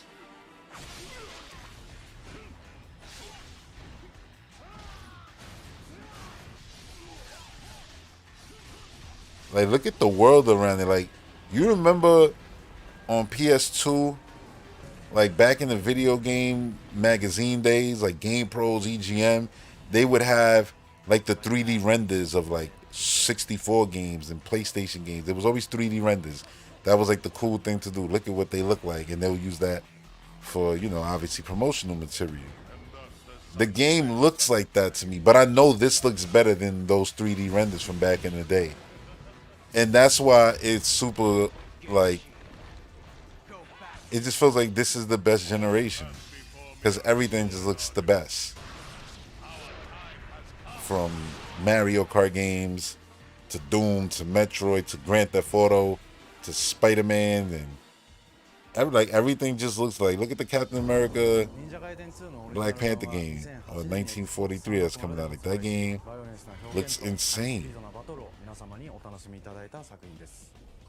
But even I'll even go with the smaller games like the Turtles game, you know, Shredder's Revenge. Like, it's like Turtles in Time, but just looks way better. And I love that game.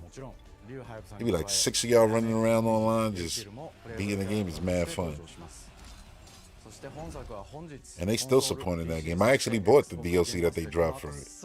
All of it, the characters and everything.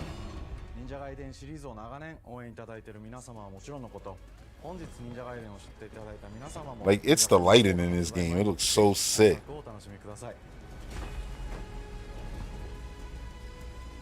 Wait, I gotta pay attention now to these release dates, because when does...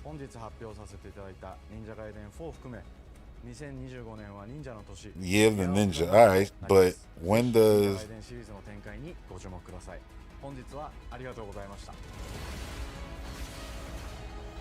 So... That's fall 2025. I guess everything is fall 2025 with that.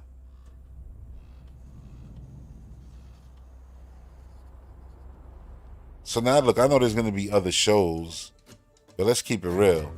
It was this. Now it's the Nintendo show we waiting for. And that's going to be crazy because it's a whole generation hype thing. It isn't just revealing games.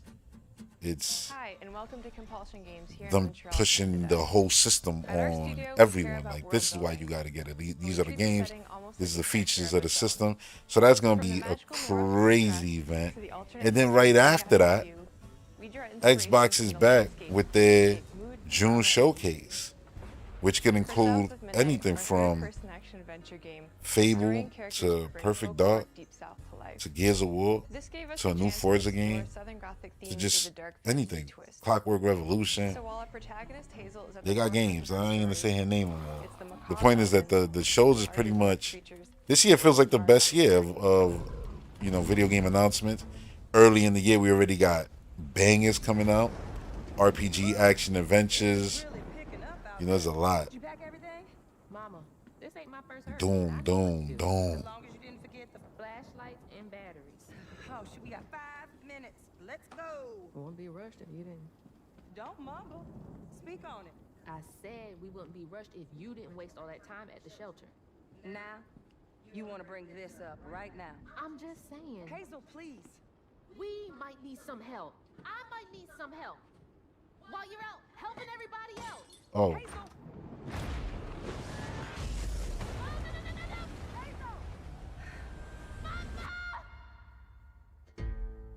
That was wild. Hazel may start her journey as a typical 19-year-old, but That was wild. disastrous events will push her into a darkly magical world where she'll learn who she really is and how to tap into weaving, an ancient magical power that redefines her trajectory in life. I want to know when she gets the light outfit itself change, chooses Hazel as a weaver. because she looks so advanced when she has the Beyond white shirt on. surface and tap into deeper reality. And this part looks like the grand beginning, tapestry. obviously. Weavers can see the fabric binding our worlds, connecting. I'm gonna pay people, attention to that when nature, she's fighting, whether and she's echoes in the of white past. or. Keep those hands to yourself. Hazel can perceive both the mystical strands and stigmas. But she in can the see her world. ancestor story and Through her everything. newfound power, she reweaves these stigmas and mends the afflicted creatures she encounters. Luke Togo said the people that were complaining about Xbox not having any games for the first 5 months last year are Creatures from the old folktales awfully quiet. exist. Man, it's crazy. My salvation. Among them is good old Catfish. The They storytelling from really both the awfully guide and quiet. companion to Hazel across the game. It ain't every day I hear But about it be a like weaver that. such as yourself. Would you kindly do your weavy thing and help me down? Meeting catfish. We knew that we was going in that All direction. of Hazel's arsenal and powers are designed around textile crafting and traditional spinning wheels. Her weapons include a spindle, 2 weaving hooks, and a distaff. Her magic ability So she has different weapons, as you can see. Lace-like patterns, blending the traditional craft with mystical elements. Hazel engages with the world through a variety of movement abilities. Those abilities also help Hazel progress on a journey. As her journey unfolds, Hazel will master new weaving abilities, using them to traverse the world, conjure objects, and confront adversaries. Yeah, she's in the white shirt right here. Understanding and adapting to different enemy archetypes known as Aints, the manifestations of corruption Hazel encounters. These Aints trap Hazel in Oh, you gotta get combat your eyes zones checked if you through think they look battles, ugly. destroying them in the process. Each Aint has its own unique moveset, strengths, and weaknesses that you'll need to learn and adapt to.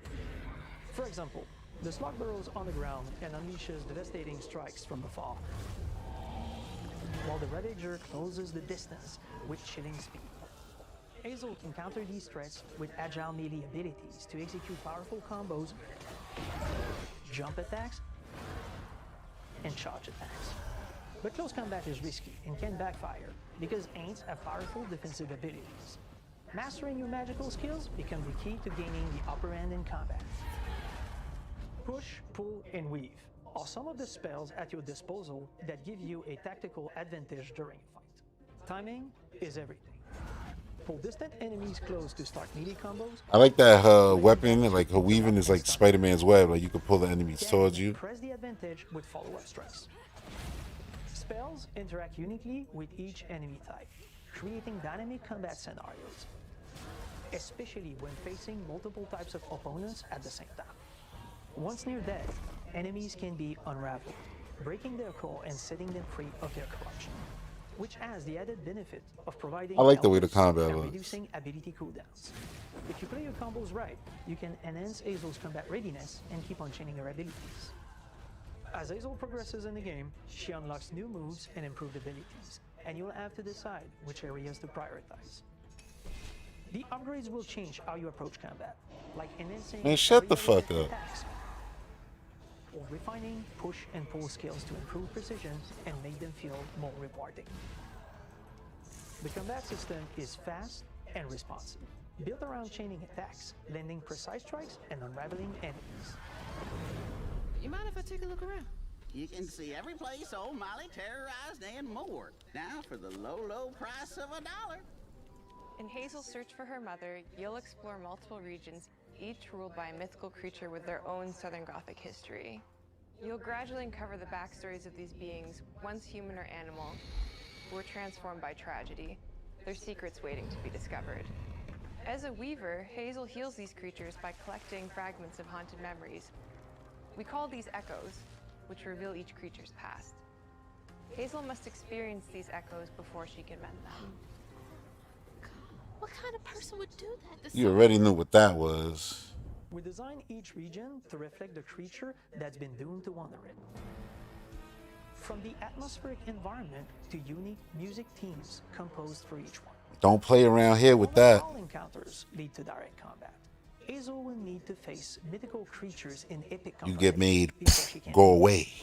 Our boss Disappear. encounters and gameplay sequences also reflects the uniqueness of each creature, with distinct mechanics that center around a specific thematic. These encounters feature multiple phases that ramp up in complexity. As the encounters progress, the musical theme builds up, cranking the tension alongside the fight. Whether it's two-toed Tom or hugging Molly, Well, listen, once somebody say that the characters in this game are ugly, it's like, I know you lying. and lead to climactic battles.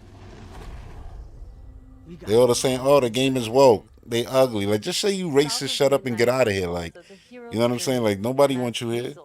You'll travel through a tapestry of Saturn-inspired landscapes. Dudes are so bold now, yo. I can't stand the internet because of that now. Farmlands to the Appalachian peaks. In our magical south, decaying buildings reclaimed by nature stand moments away from a hungry Rugaloo. And as Hazel delves deeper, reality bends ever more toward the fantastical. The history, landscape, and folklore of the American Deep South fill our world, and our team has infused the game with thoughtful details and environmental storytelling, like our bottle trees and haint root porches. You said what was the direct that showed? The Way to the Past emerges as central themes, which you can see through old abandoned buildings and businesses struggling to survive. And Little Nightmares. As you explore, Wasn't that the you'll partner look at direct? the I state think behind the even partner in the one. face of a hurricane. So I'm the last person left. That's a game I can't wait for. Little Nightmares. That's gonna be co-op though, online. So that's gonna be good. Artistically, we're staying true to our moody Then co-op horror game. And Little Nightmare games, even though they're not like super scary, like in the same sense of like playing, I guess, like a Resident Evil, you know, 7. But yeah, they're still scary. This folklore is open to visual You be interpretation. creeping around all We those embrace the giant, freedom to you reimagine know, these people. creatures What? and their stories, to adapt how they look and to craft our own version of a fantastical Deep South.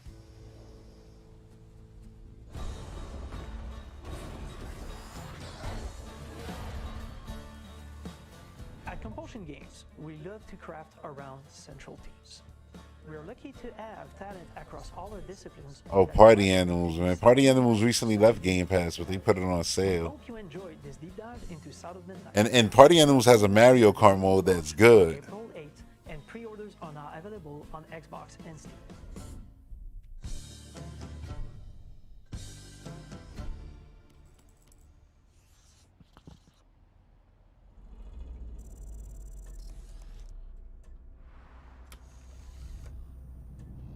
Yeah, so like I said, I could see Doom, Ninja Gaiden all making their way to Switch 2.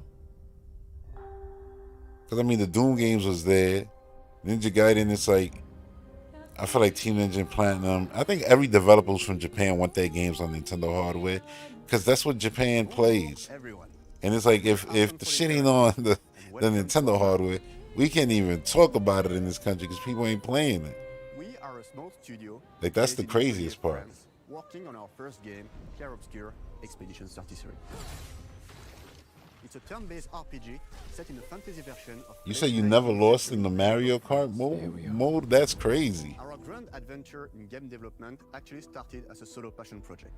I wanted to create something like the JRPGs with turn-based combat I grew up with. I want to stream some Mario Kart, speaking of Mario Kart.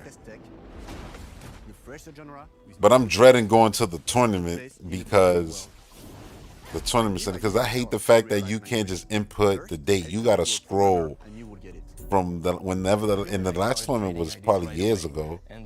So I'm gonna have to scroll for so long. I'm dreading doing that. Creating the first prototypes of the reactive turn-based system, combining real-time offense and defense element, and a cinematic Talking about Party Animals. He remembering. Yeah, he's like, I eventually pulled you down with me. Like, both challenging and fun. That's funny. As and I went back and forth and iterated on game elements, a vision started to come together, and I shared it with an old friend from university. Guillaume and I are both passionate gamers, and when he described the project, I quit my job the following week and joined the team without hesitation. Because I believe that in video games, success always starts. The developers say that it's easier to go from PlayStation 5 to Switch. Defined by 3 core elements. A story with great Than it is from PS4 to Switch. That's good then. I was reading that. I was like, wait, am I reading it wrong? I thought you were saying it's easier to go from PS4 to Switch than from PS5 to Switch. I mean, it don't matter, Switch no more. Switch is done. So it don't even matter. Like, I know the developers still gonna put stuff there, but for the most part, it's all about Switch 2.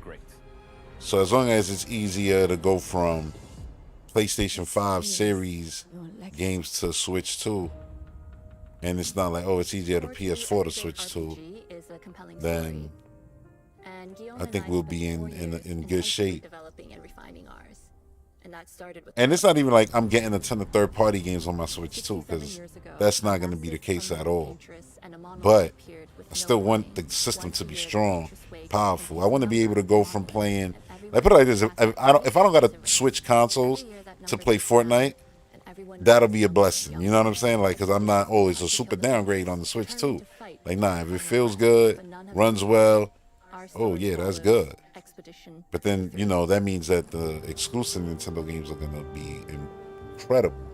Expeditioners, I want to go from Mario Kart to Fortnite to, and here's the thing too, I'm actually thinking of going focus on good versus evil. What's fully digital people who, yes, are flawed, this generation, but it's, I say that, but it's probably not gonna happen. But I think what I'm gonna do is most online games. So Mario Kart, Smash Brothers, stuff like Splatoon. You know, I'll get those digitally, just so I don't gotta switch carts and I can just jump through them and play the multiplayer. Because switching carts is a chore with those games. You know, on the current Switch, I got everything physical. But things like 3D Mario, Metroid Prime, Zelda games, I'm getting them just physical. Why? Because I still like having physical Nintendo cards sometimes. Not sometimes, all the time. That's what I do. But I still want to have them sometimes. That's my plan. Yeah, I'm fully digital with Xbox. I got not one thing physical. I don't own a Xbox Series disc. I don't own an Xbox One disc. Nothing. I'm never owning anything physical on Xbox. It's basically just like my PC. It's a digital only thing. And so when Nintendo confirming digital, you know, and physical, that's good, because the digital part is almost more important than the physical. Once they letting you play, oh, she's missing the finger. Once they let you play physical, you know, actually, no, digital. I mean, digital games, not just physical. That means that the next hardware can always carry your games over because it's a digital thing. Hopefully, theoretically. So yeah, that's my plan.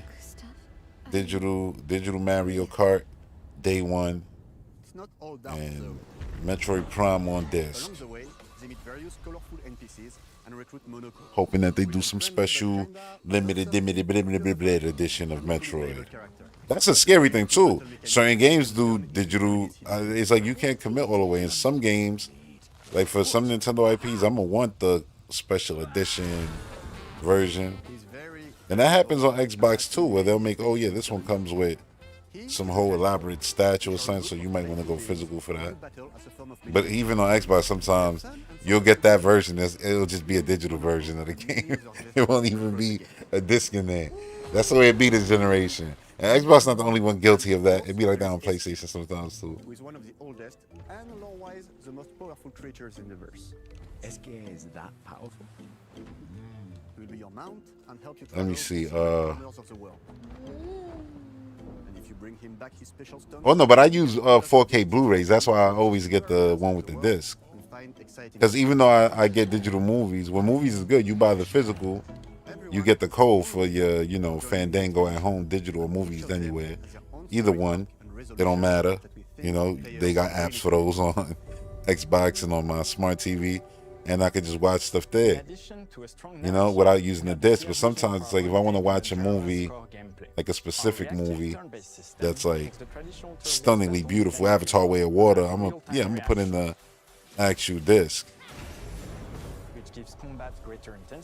Funny enough though, I don't own 4K Lord of the Rings on disc, because I bought the disc for the original trilogy, the extended editions. Then I bought the extended editions on Blu-ray, and I said, you know what, I'm not gonna have a third box set.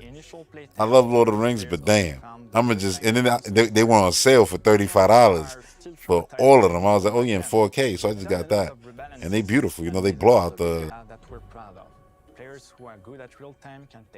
But yeah, digital is like, if there's some cool physical stuff, then sometimes going digital is not the way. You said Mario Kart digital for sure. Comic book, yeah, like I'm gonna just say crunch. David Stadler said, wondering if these new Joy-Con with the what? Each character has a unique mechanic. Wondering if these new Joy-Cons with the mouse feature are going to get people more kills versus your basic check control.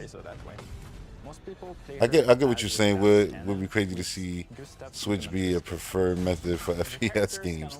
I mean, yeah, you put in a keyboard and mouse in people's hand. Yeah. Imagine they design a first-person shooter that uses both mice and is dual, like a dual, you know, wielding character. So there are You gotta ton of control bins the and places game, to explore. Needless to you know, say, with the we analog can't sticks, wait because you to still see got how analog games stick choose to control, play and what kinds but of then games also you'll the design mouse. that we probably never and even move the imagined. other, like you still gotta move your left and right hand in order, like that could be crazy. But I don't know if things like that'll happen. Cause I look at Doom, I'm like, Doom with the mallet and everything. Imagine making that game with motion controls on the Switch, too. And then it's like when you, all right, throw out your hand, it's the mallet. You throw out your other hand, it's the big boot or the ball and chain, whatever the case may be. Like that could be crazy, like a motion version. And people say, why would I do that? Hey, listen, that could be a workout. All of a sudden now, you playing goddamn Ring Fit, but it's Doom, and you running around and really swinging your arms to be destroying demons. What? You be shredded in like 2 weeks. Like, yo, what happened? I was playing Doom on the Switch too. The Jestro village is hidden inside the ancient sanctuary. Have I seen a good movie lately? I watched, I just been watching a lot of MCU stuff recently. I was meaning to watch that damn movie Terminal on Netflix. I intend to, but I haven't watched it. What was the last movie I saw that was new though? Because I just watched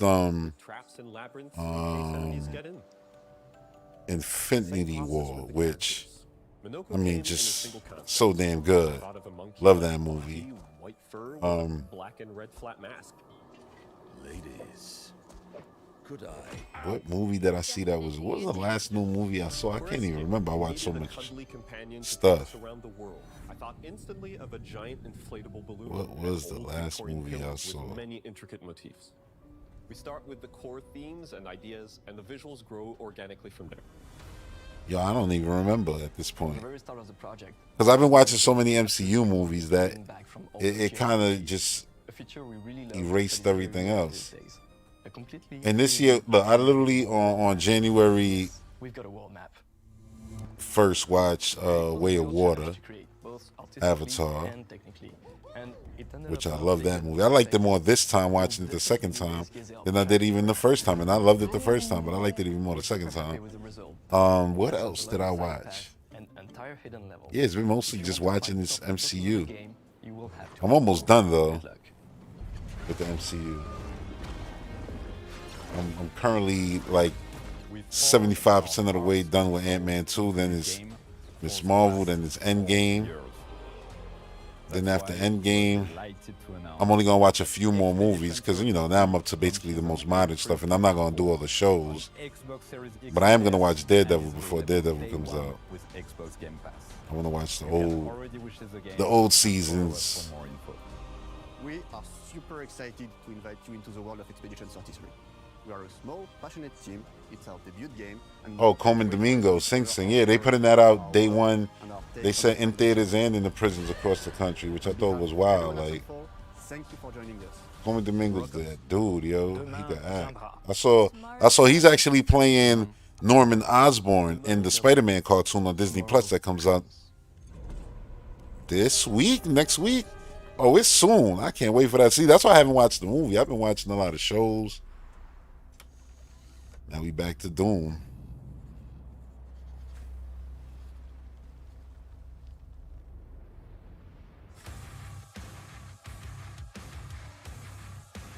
Oh, David started to say he used the sites that sell the codes. That's what I use for like my PC games. I usually use CD keys. Like when I bought Miles Morales, like it was $30 or something, or $40 on Steam.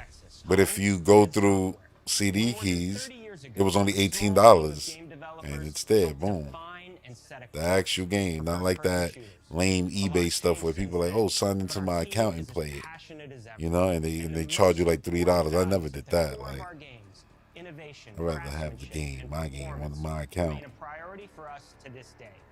And as you're about to see, that Doom shirt is so nice. in every aspect of this latest installment in the Dude, I watched Hugo Martin play so much Doom Eternal during the pandemic. I think it was every, Friday or Thursday. He used to get on with the other dude and they used to just chill and just talk shit. He was playing it on the hardest difficulty. And I would watch those every week, yo, just chilling, and it was super cool. Because it's like, yo, you watching the creator of a game play his game. It's wild.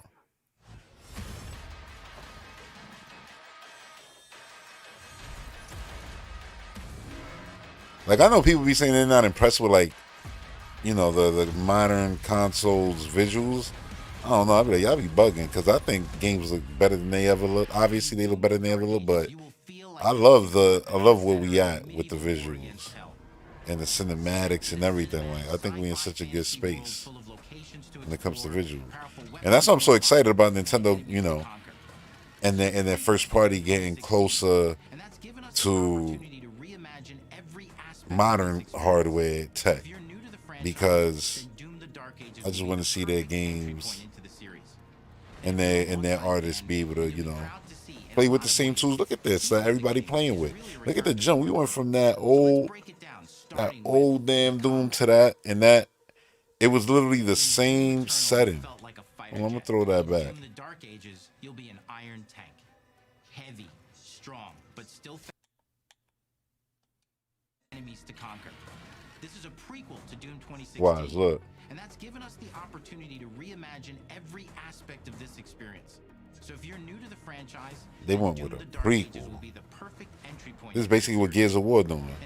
Look at this up, this. To that, like, what? That jump is, I feel it. You know what I'm saying? Like, I feel that. And I know it was gradual, right? And it was like, oh, Xbox One to this generation, the jump. Didn't feel like, but still, I look at this game versus Eternal, and visually, this game blows out Eternal. And you got a Captain America shield. Come on now. And a balance between enemy projectiles and player movement speed that makes strafing to aim viable again, just like in the classic Doom games. But it's The Brutalist, Adrian Brody. Yeah, ain't that movie like 4 hours long? They're probably gonna have an intermission. With new tools and new mechanics to master. Let me introduce you to. Oh no, I didn't watch Creature Commandos.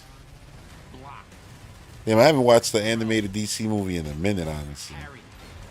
The last thing I watched was the first episode of the Batman show on Amazon. I intend to actually get back to that. I probably will after I finish the Spider-Man show.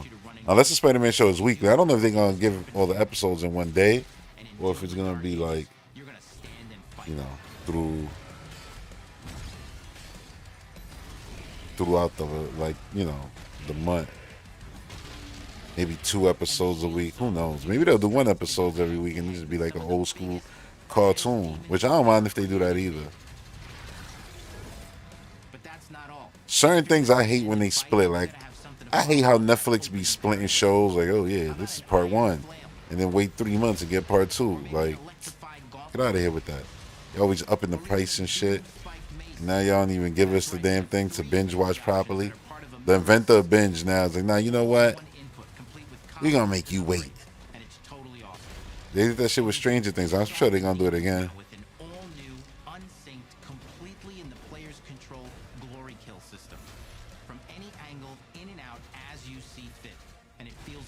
He says from any angle. I get it, but I feel like the glory kills like that too. Like, I just press the button. Once that dude is blinking, I get him from anywhere. I definitely want to get my hands on this to feel it, like what it feels like. Because just by looking at it, you feel more like a tank in this one. You still feel fast. You know, you're not as slow as I would say like a Prime game, but you're definitely a tank. And it's funny because I want Samus to get more. I want the Samus to move more like damn, not as fast as Eternal, but you know, move like the Slayer move in Eternal with jumping around, grabbing on ledges. And it feels like now the Slayer went backwards since this is a prequel. But hopefully, Metroid being, you know, Prime 4, Samus gets a lot of new movement. Only in Doom, that's the mission statement for the design of these never-before-seen, insanely fun-to-use tools of mayhem that only the Slayer has the power to wield. So let's take a look at some extended gameplay. And I know there's already gonna be a smart ass out there saying this looks like DLC, but it's like, no, it don't. The world design is different. Obviously, the gameplay is different. The visuals are way better. What's a new game if not everything I just said? Even Mario Kart, when Mario Kart looks the same, I immediately noticed the art style difference. So it didn't look like Mario Kart 8 on when it comes from the art direction, but from the technical level, it definitely did. I felt like, oh, this just looks like Mario Kart 8. But I knew it wasn't because visually it looked better. Donkey Kong is, you know, the amazing new character model, which I was hoping for. I'm happy it's there.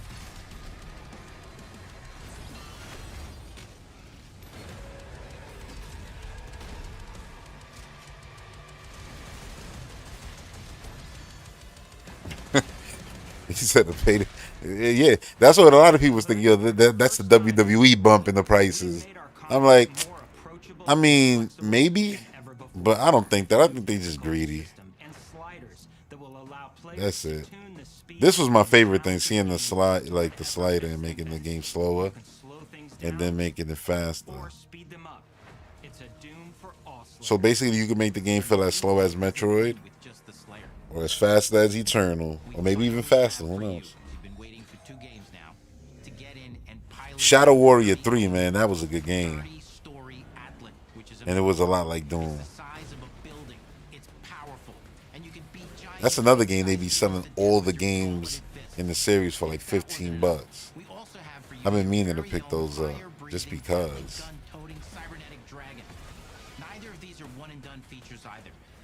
Like where you came from right there, you saw that you jumped off something and then you landed on your dragon and then that gameplay started, which is cool as hell.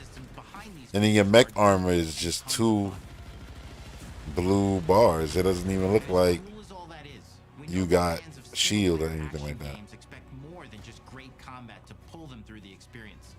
So we're excited to share with you not just the gunplay, but the world of Doom. You said Apocalypse War? Yeah.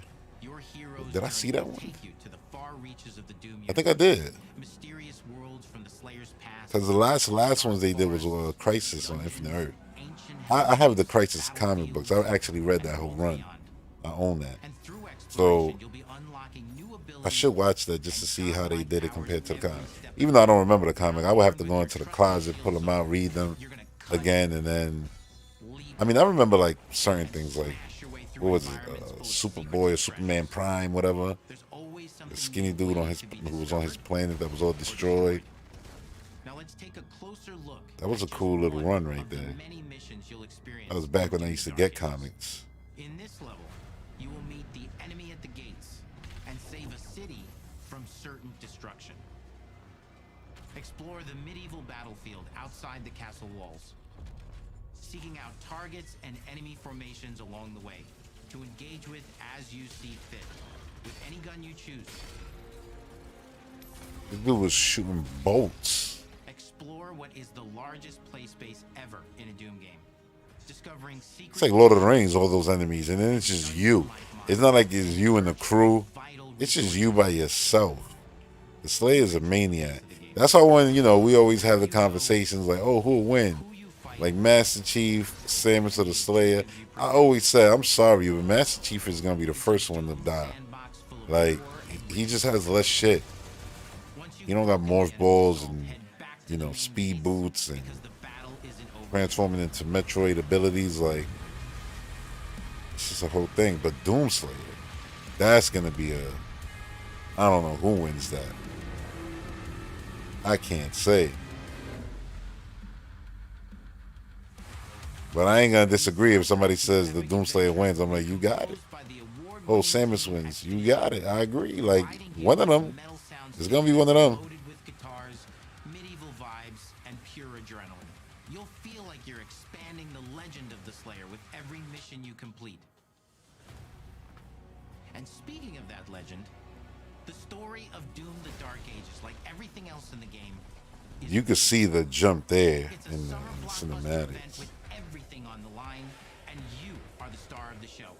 Your power is coveted by your enemies and withheld from your allies.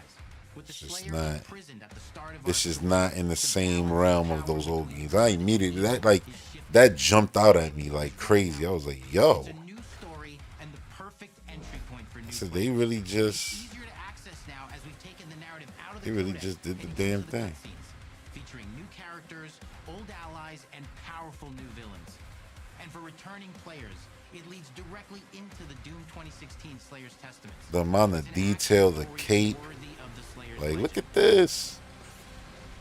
It's just epic.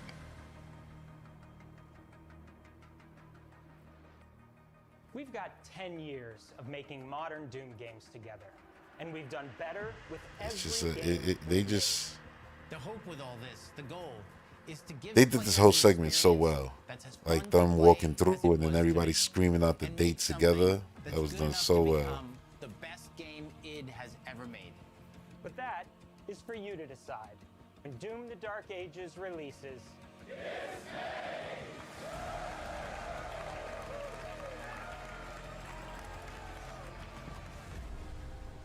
Yeah, man, that was a hell of a show. Nope, I never played Prey at all. I know Prey. Well, no, that's not the team no more, right? Like, they pretty much done that team.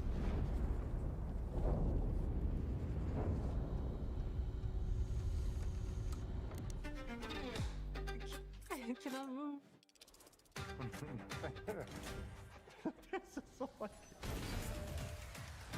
Throw this on real quick, just to not have that looping again.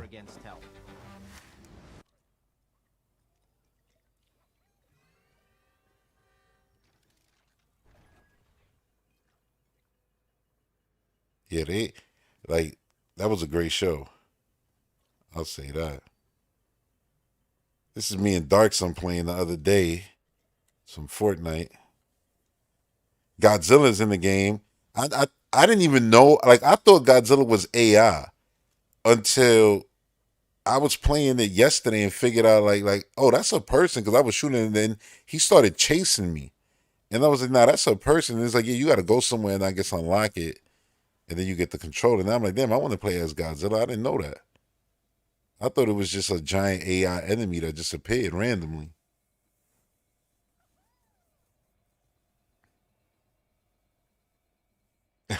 He says this wasn't part of the direct. Spider-Man doing the damn, making the stallion dance.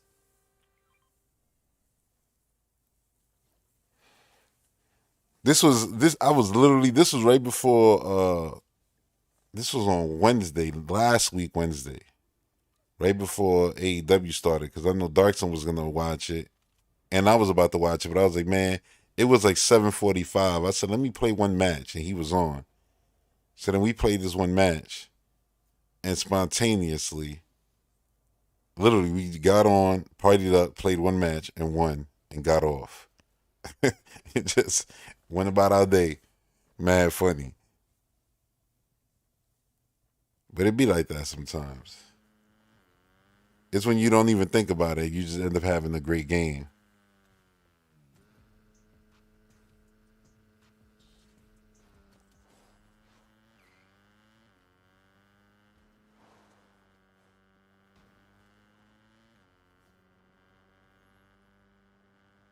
I never went to a wrestling show at the Hammerstein Ballroom, but I went to other wrestling shows around, NYC.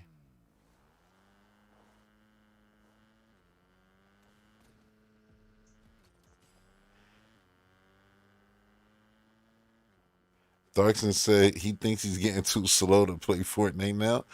Why you say that?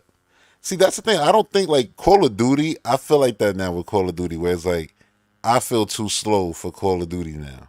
Like, I'll get on and I'll have a decent game, but for the most part, I think I had a decent game the other day, matter of fact, of Call of Duty, but for the most part, yeah, I be having some trash games in Black Ops 6.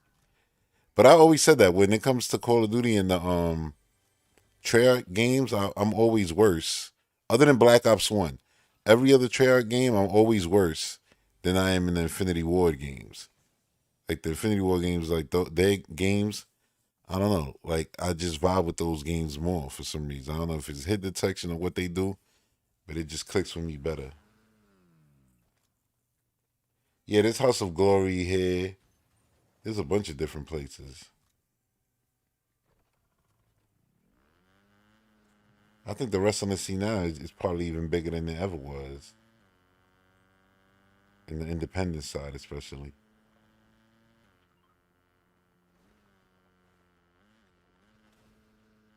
because there's a lot of different wrestling promotions, especially like in the small vicinity, even a little bit outside of New York, like, you know, Massachusetts and stuff like that. There's some good ones. Some be developmental though, not even just independent.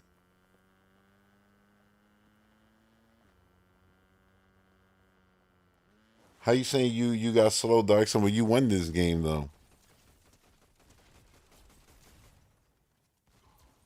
You were in the winning game.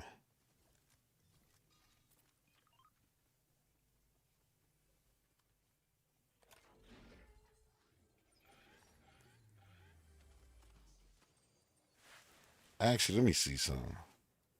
No, I'm gonna let it play. I'm gonna let it play. I just this is I want to see if because I captured a lot of Spider-Man gameplay. You know, I just want to see if I could find the Sinister Six fight. That fight was crazy. Hopefully, I can find it.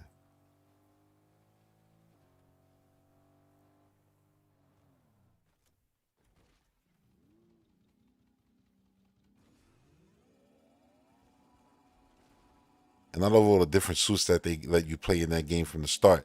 I never once really it's like, yo, this is the most Spider-Man fight you could ever see.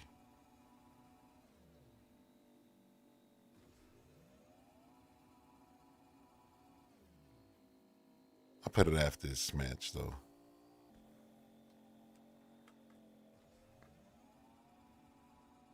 He said I got the crown by association.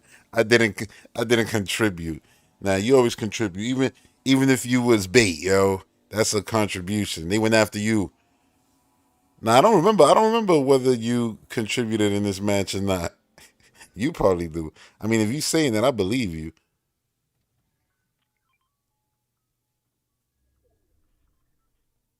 I believe you if that's what you feel.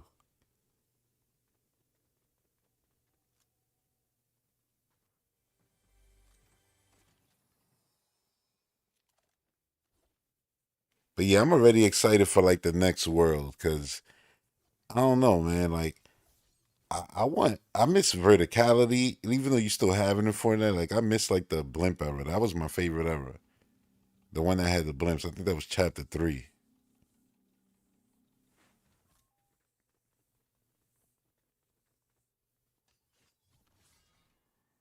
Yeah, I definitely think that was chapter 3.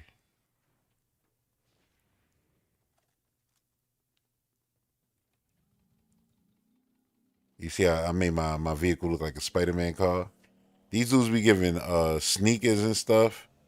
I'm like, how y'all started doing sneakers before? Yeah, because remember they started doing vehicle designs, and I feel like they barely got vehicle designs in there. You could have all the Transformers as vehicles. You could have the Batmobile. You could even have like, you know, Marvel, DC themed cars that are for heroes that maybe don't even got vehicles. So Spider Man could have a car, motorcycle design, have like a storm, you know, the boat, make it a storm one or something like that. A Wolverine car. Just make cars themed after stuff. Superman cars. Like Superman don't got a car, yeah, but just because in the game.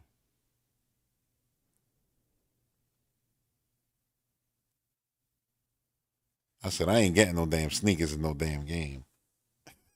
I'm not with it. Like I know I'm wearing sneakers right here, but those are the ones they gave away the day that sneakers came out, almost like a preview here. And it's cool that they're there. I'm not knocking it, but I'm just not with it. Cause they be costing the price of a damn character. Like I'm not with it. And I get it. It'll work across, you know, across different characters. So it's a solid purchase. I'm not knocking it. I'm just personally not with it. Cyclops Mazda. There you go. You can have the Knight Rider car. You got Speed Racer and his vehicle in the game.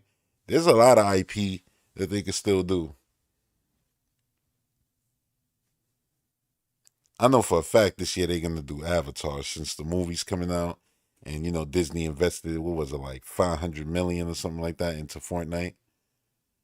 And that's how you always see Marvel stuff there. So I'm 100% certain with the new movie coming out in December, they're gonna have some Avatar characters, which is cool. I'm definitely gonna pick up some of those. I'm hoping that when Predator Badlands come out, that they put the Predator back on the store. Like I feel like that's the only like 90s character I'm really missing. I mean, there's a lot more. I always say, "Oh, I'm good. I don't need no more characters. I got everybody I want." Then somebody pops up and like, "Oh no, I need that." But yeah, like the Predator went up like once. I know there's a Predator in Fortnite, but in my whole time playing Fortnite, since I started on the Switch in 2017, I ain't never seen that Predator pop up ever again. And now I'm like, I don't even want that old one. I want the Predator from whatever the new movie is. Again, that shouldn't be a problem because that's Disney. Disney owns all that shit now. Predator, Alien. And once they invested in Fortnite, yeah, that's it. I think all IP is without a doubt gonna come into the game. What's the Marvel movie coming this year? Um Fantastic Four. Yeah, so expecting everybody in the game. That's actually cool, Fantastic Four coming to the game. What else? They already had Captain America, Winter Soldier. Did they have Winter Soldier? I don't know, but they definitely had a Falcon. And if they didn't, then they could put him in as Captain America now. Wasn't there other company too who like invested in Fortnite? Oh, how was the direct? The direct was good.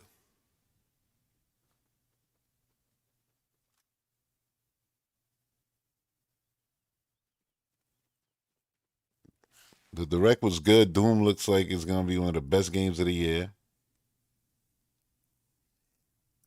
In a weird way that they're taking it back to the basics where it's still being something that's completely new. And now it explains how, because I always wondered how is the Doom, the Dark Ages, like yeah, like obviously the name and the setting implied it was a prequel. But now that it's confirmed, like it's not just some other thing with the Doomslayer. It's actually a prequel to the games we've been playing. I'm like, okay, so the game we've been playing since 2016 basically ended with Doom Eternal, The Ancient Gods Part 2. That was the conclusion of the whole thing.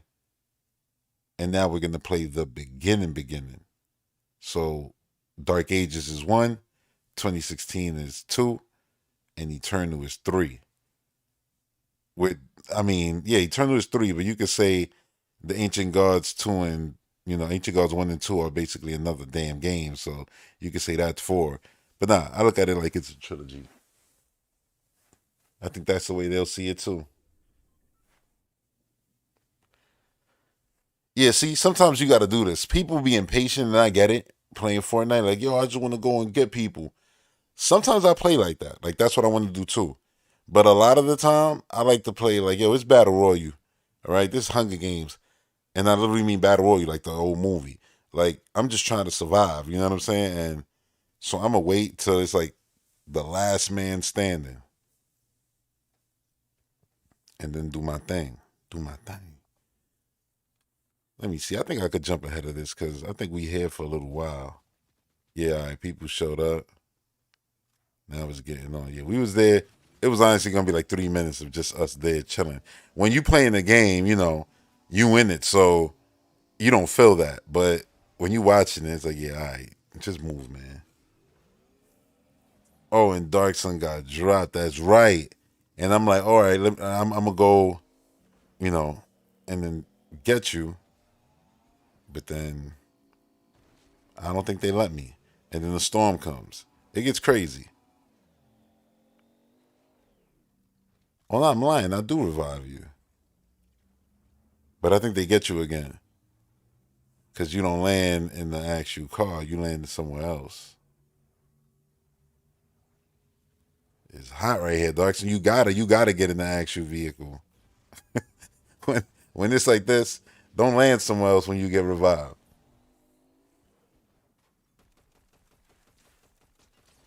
South of Midnight looks beautiful.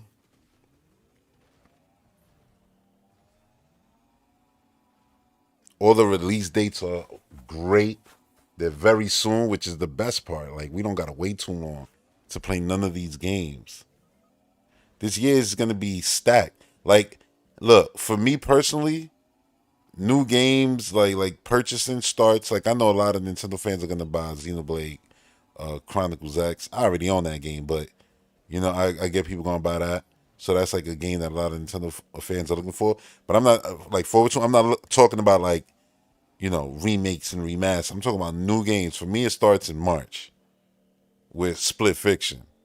That's day one. That's not even like, I don't need to see reviews, nothing. That's day one. I'm surprised I haven't even picked it up already and just have it already installed on the Xbox. But it's there. It's like $40-something. So yeah, that's day one. And then that's March. Then April is South of Midnight. You got 33. I was about to say 33 Immortals. Expedition 33. Then you have Doom in May. And this doesn't even count. Like, I believe, personally, that the Nintendo Switch 2 is going to come out in June.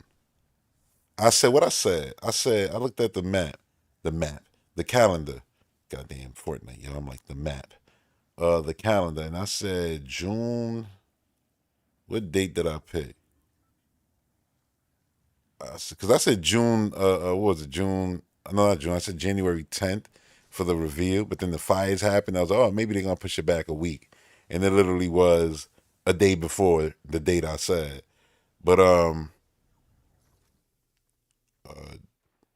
June 13th, that's what I said, which is Friday. I say either June 13th or 20th, but I'm going to guess June 13th is when the Nintendo Switch 2 will come out. So then you're going to have new games right there. New Mario Kart, more than likely. Hopefully, you know, Prime will be day one, but if not, it'll probably be August. Then 3D Mario will probably come out, you know, October.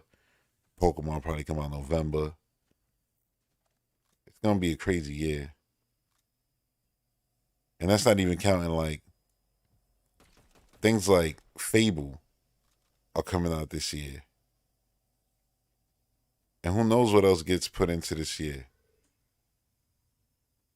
I know some people think Gears of War going to come out this year. I don't think that at all. I think that's a launch title for their next hardware.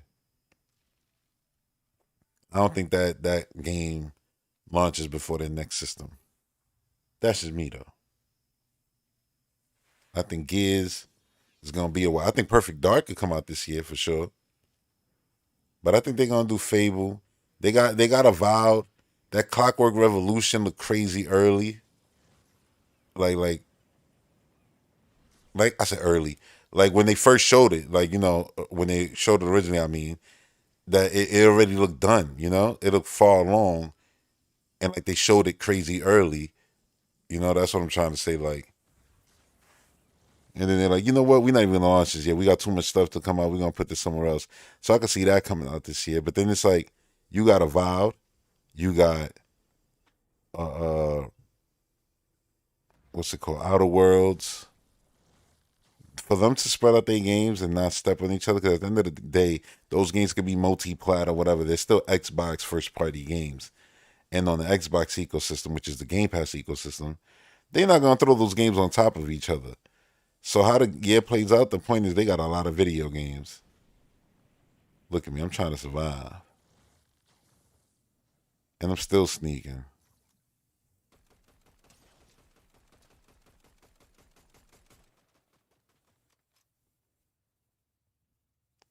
Because I know people think like, oh, they're going to make a handheld before they make a next-gen console. I don't think that at all.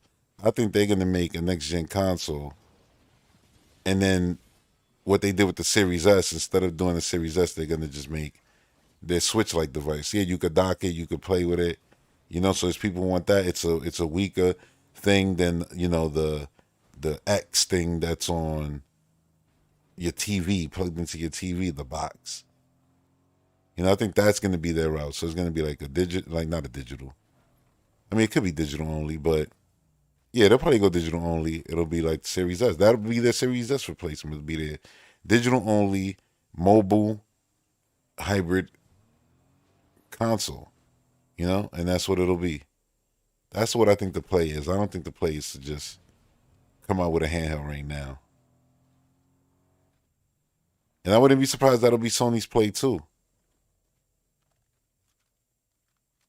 Because they're always going to want to go for power. And it's like, oh yeah, this end game right here, it's two of them. And it's like, but you can't get. I just took one out.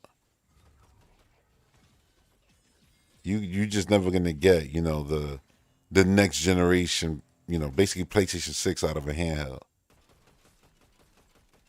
The battery life on that will be trash, so they still going to make a home console. Got them. All right, let me show this Sinister 6 fight real quick. If I could find it. Didn't I just say I found it? Tell you right now, hold on.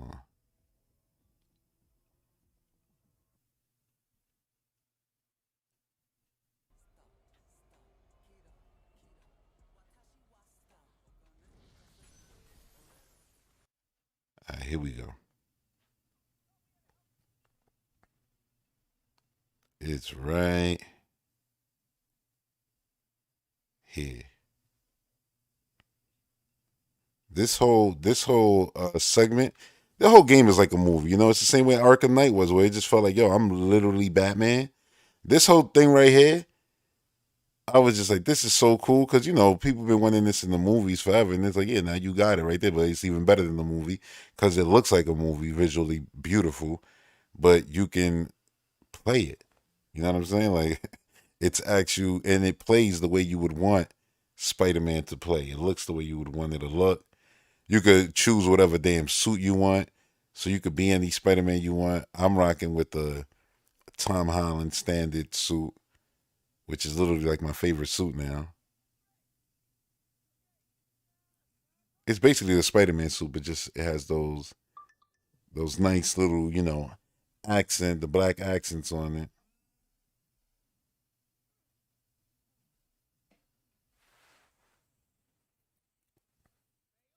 Look, you got Electro, Vulture. At some point, I think in this fight, at some point, well, it might have been the Rhino fight. The Rhino fight was crazy too in the park. But the Vulture, that fight, I think at some point Scorpion gets involved. But I know he gets involved in the Rhino fight. But I think he gets involved in here too. And this is one of those things where I love it because you can't say like, it's like you just playing a quick time event. Because no, you're not. Like, you're fully in control. But when I say like the game is like designed perfect, like easy to control, easy to play, simple. Damn near you could say the damn thing is a baby game. And that's not an insult. Like, I mean that in the most positive way. It's like, you are Spider-Man. The way where you want to go, move, direction, everything you want to do is right at the tip of your fingertips, seamless, easy to do. And I felt the same way about Arkham Knight. But I also feel the same way about Zelda. Like, I think it's the same thing. I think these games are like, what's the perfect depiction of Link in Zelda? I go Breath of the Wild, Tears of the Kingdom, open air Zelda. You know, you got everything there. You jump in from one area to the other. The whole world is connected. You got your horse, everything. It's just awesome. And it's the same thing with Batman, with his motorcycle, with his damn Batmobile and everything. It's just perfect. And Spider-Man, it's just perfect again.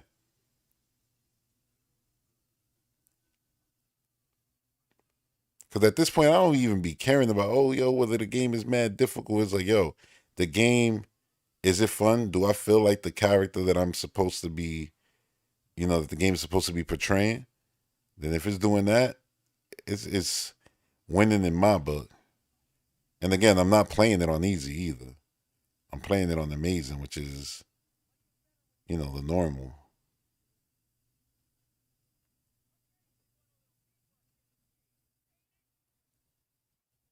And I know, look, like when it comes to Switch 2, like I know like this game is a remaster, damn near remake of the, PlayStation 4 game. Like this is the remake that came out in 2022 around there, something like that.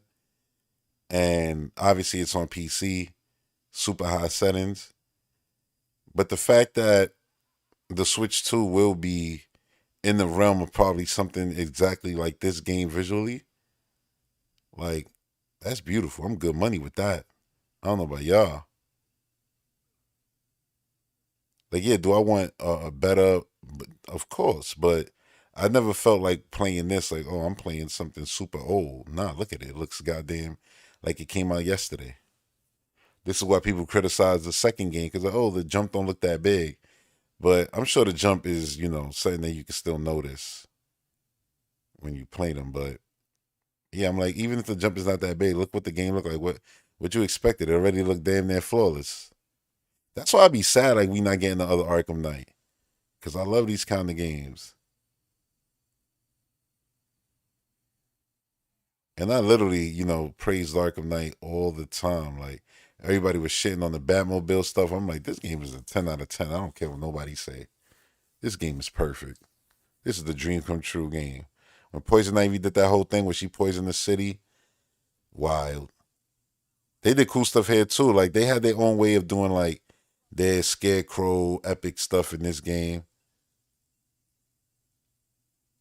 That's why I really like this game, because the story's good.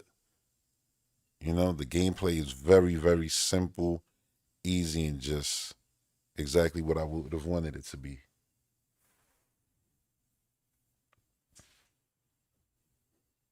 And I like the build up to all the characters. Like, it felt like the game didn't really rush, but it also didn't feel like it's an origin story. Like, nah, you knew this Spider-Man been through shit, but it's still, explained enough. Like, they did the Dr. Octopus origin story in this game, which was really good. And then you have Norman Osborn. He's not really Green Goblin, but you see a lot of Green Goblin elements all throughout Oscorp, whether it's when you're sneaking around with Mary Jane, and let me tell you, those Mary Jane sneaking around sections are all good in this game. None of them are overly long. They don't overstay their welcome. I did the one last night that's in the DLC of the Black Cat, and that was nothing. That was light. I was like, yo, what were people complaining about? Like, I don't understand. Or maybe it was the second game. I don't know. But the Mary Jane section in this game, all of them were good. I love the dynamic of Black Cat playing with Peter Parker, like if she was pregnant with his kid. And then Mary Jane's reaction to that. And how that all, like played into it. Like, it was done very well. Like, super smart, the story in this game. Like, really well. Matter of fact, let me see if I could throw on that. Just for fun, like that Mary Jane section. Just because I want to see how long was that actual section. It wasn't that long that I did yesterday. None of them were. That's what I mean. Like, none of them overstood their welcome. I actually think I recorded this with no volume, so it might not have volume. Yeah, this is sneaking stuff. This whole thing with the vote was cool. And I love that Spider-Man eyes animate, so when you're wearing this suit, it's just like the movies. Hammerhead, yo, this dude was literally bodying people with his head. It wasn't Mary Jane section yet. Oh, nah, maybe it wasn't. Maybe I didn't capture that. Oh, nah, the spiders. Oh, I guess I didn't capture the Mary Jane section. Oops. But this whole sneaking around stuff is always fun. It's funny because I be like, yo, I don't like stealth in games, but that's not true.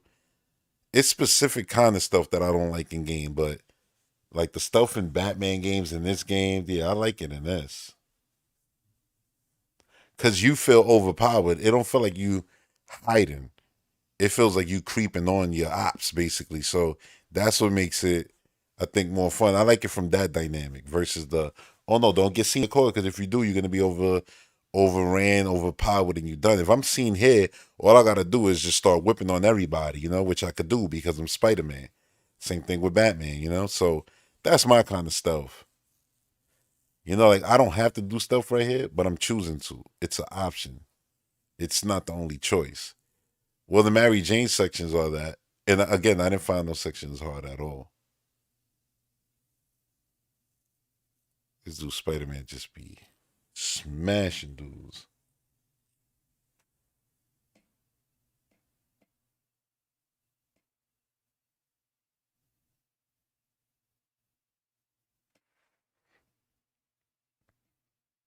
Like this right here. Like he has that sticking them to the walls. The one where he bash them into the pipe when you pull them up. Shit is awesome.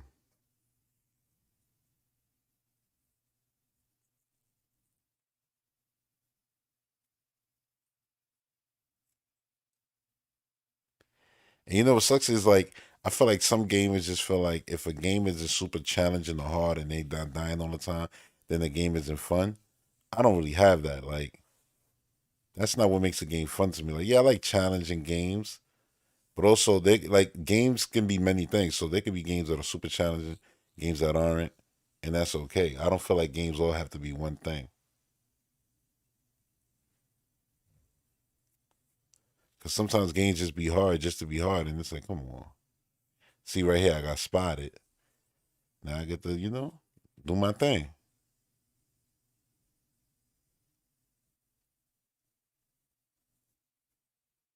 Quick super for the first wave or whatever.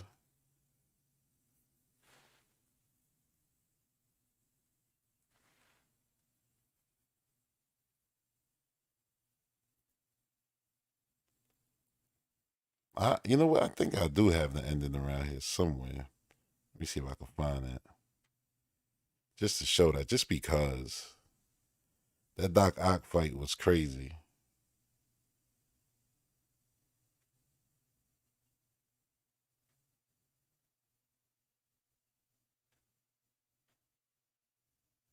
Man, where is that fight? Let's see. There's so many videos I gotta search.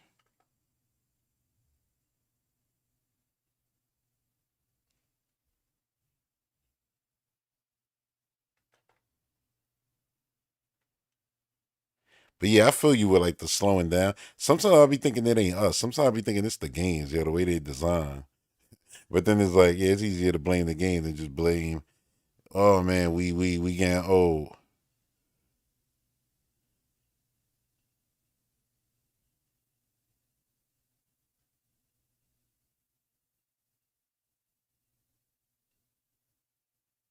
That's not the ending.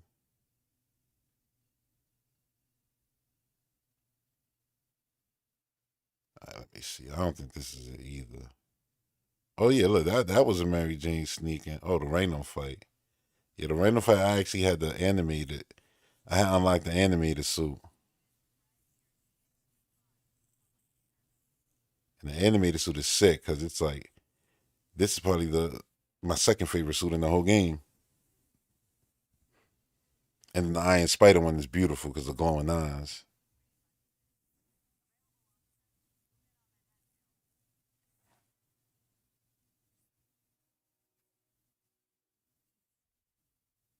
This dude be doing shooting star presses in the air.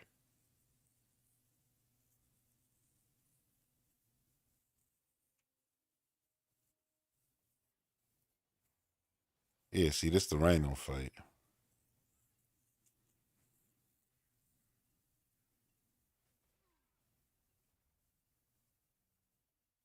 See, the animated suit has like the cell shaded look, the bold black lines, like the scribbles all over.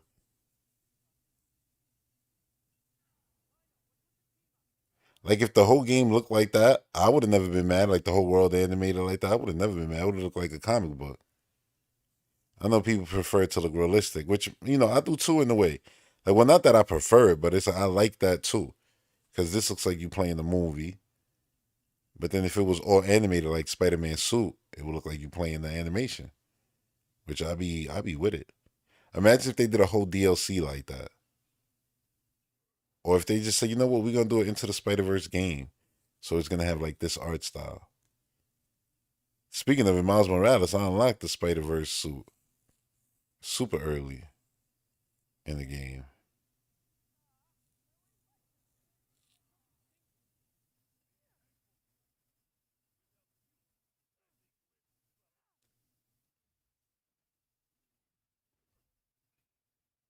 Shit is crazy. Because you have to use the environment to beat them. See, I messed up right there.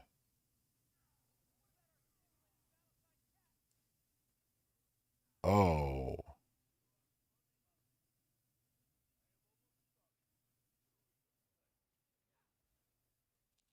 Got him there. Yeah, at some point Scorpion comes in. It's in this fight.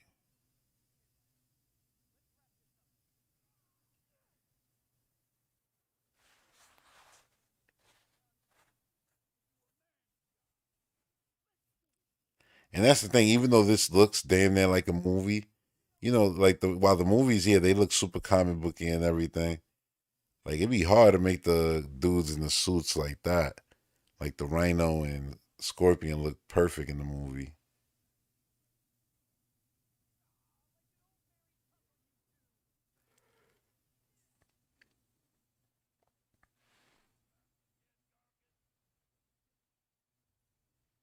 So what y'all mostly anticipating from the direct? Like we got all these games is coming out pretty early, except the Ninja Gaiden. Those are in the fall. But those were like the surprise games, all the promoted games. They all come out super soon.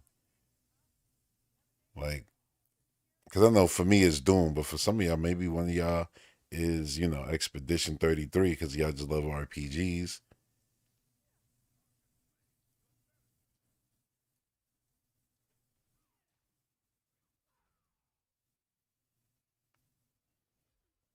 Is he done finally? Yeah. No, he not.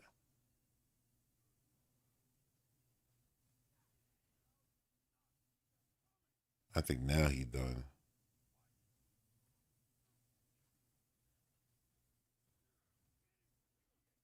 Nope.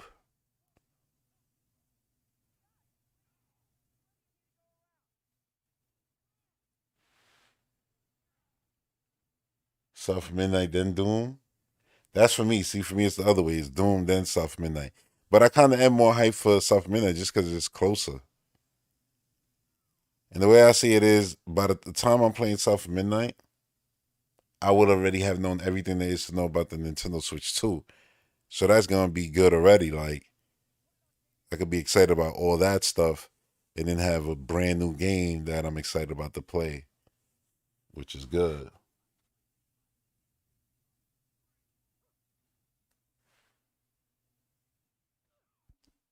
And it coming into Game Pass is even better. All these games, it makes it easier to invest in Switch 2 and potentially, it's $70 games, which I'm dreading that, but it be like that.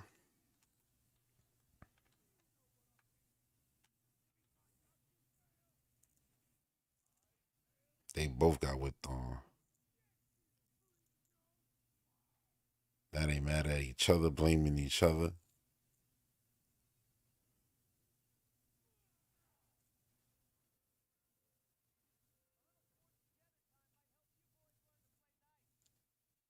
You telling me Rhino can't break out of that right now? I don't know if this is the one with the ending. Oh, it is, it is. It should get crazy.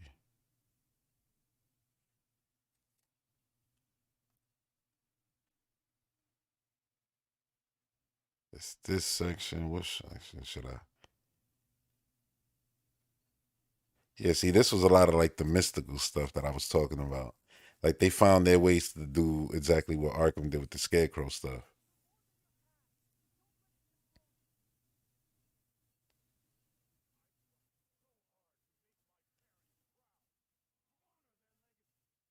Actually, that right there looks damn near like Expedition.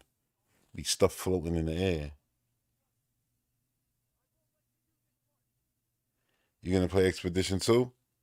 Yeah, I'll definitely give that a shot because it's an RPG. And that's just sometimes, they grab me and I'll be like, and I like the visual style of it. Maybe the story will grab me, so it's just like, yeah, I ended up playing that game. Definitely gonna give it a shot though.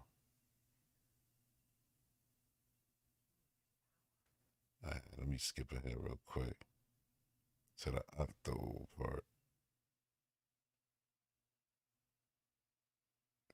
Oh no, that's when he got whipped on. All right, this is it. This when I go home, get the. This when you finish in the game, they give you this final suit, which is cool.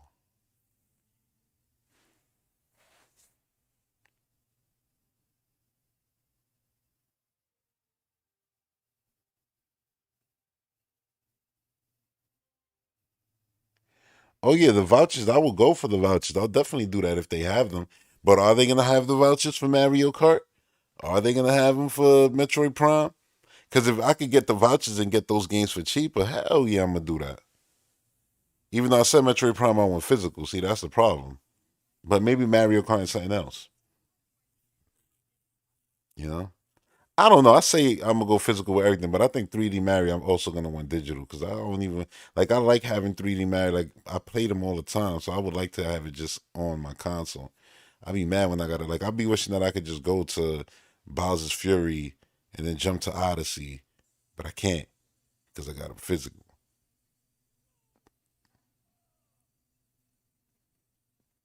Yeah, I think I'm gonna go all digital, yo. I really do. I think it's gonna happen. I'm gonna have like one or two games physical. I think I'm gonna have Prime 4 physical. That's it. That's gonna be my one physical Switch game. Maybe Zelda in the generation. That's it. Cause those usually when I'm playing them, it's like yeah, I'm just focused on that. And then if I got everything else digital, that's cool because it'll be on the system through the cart. But then knowing me one day, I'm like, damn, I wish I could just jump between Prime 4 and Prime 5. And be like, damn, should have got it digitally.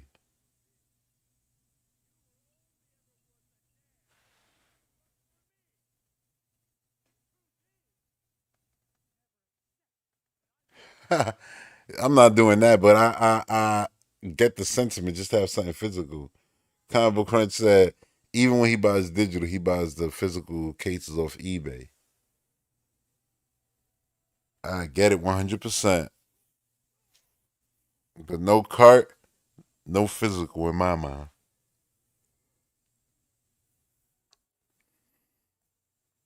Plus, it'd be one thing if like they had booklets and things like that, and a lot of the times now these games don't got shit. They just give you a cart with nothing. Some of them don't even put artwork in the inside. And I'm assuming the Switch carts are going to be the same size. I'm assuming it's going to be the same logo, just on the top is just going to say Switch 2 instead of just Nintendo Switch. So I think they'll keep that all the same size and it won't be surprising. I would love it if they went smaller though. Like you telling me y'all can't go small and save money? Look how small those carts are. Make them little squares. Like I swear the GameCube Japanese cases were smaller than the Switch carts. Because I remember I held Luigi's Mansion 2, the Japanese version. And I was like, damn, these are so much cooler than our big ass, doofy ass, disc. Like I liked our disc thing because you could, like the GameCube disc, you could store the memory card in them. Like right now, my GameCube memory card, that, the black ones that hold all the storage, that's inside of my, what is it in? Wind Waker. In my Wind Waker case. Yeah. And like that was cool, but I still like the small ones better.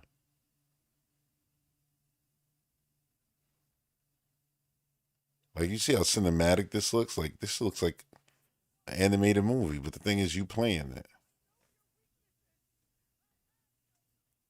And I always like the way the camera gets so close and zooms in when you're doing stuff. And then the cinematics just happen seamlessly, so you don't even feel like, oh, it's a crazy, quick time event. No, he just went up there, just did it cinematically, and now I got to get up there, you know?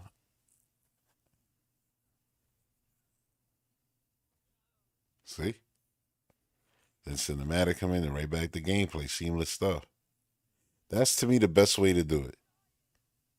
Even better than QuickTime events. But QuickTime events are cool too. There's a few in the game. Like when you gotta, move the analog stick to the certain side, like circle symbol, certain spot.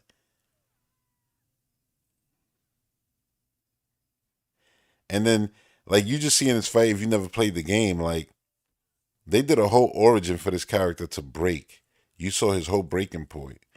I would even argue it was even better than Spider-Man 2, the movie, the way they did it. And then you saw the arms come to fruition. You helped actually make everything work. So you built this guy who you destroying right now. And that's why it's cool, because Spider-Man built his own suit. The one you see now is like, yeah, I built those, arms. I helped him build them and everything. So I'm a scientist. I could do everything. That's the cool part of this Spider-Man. He's so far along that he's like full scientist Spider-Man, who done already finished college and everything. Like, he's a genius. And he's already putting that to, use, which is cool. Like, I don't think I'm not going to say we're never going to get that in the movie, but we haven't been close to that at all.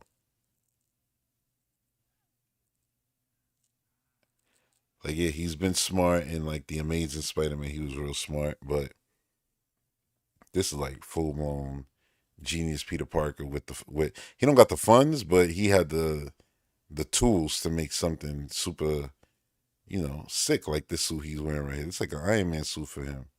Obviously not that strong, like his face already broke, but you got to consider those hands are mad strong, just like that suit.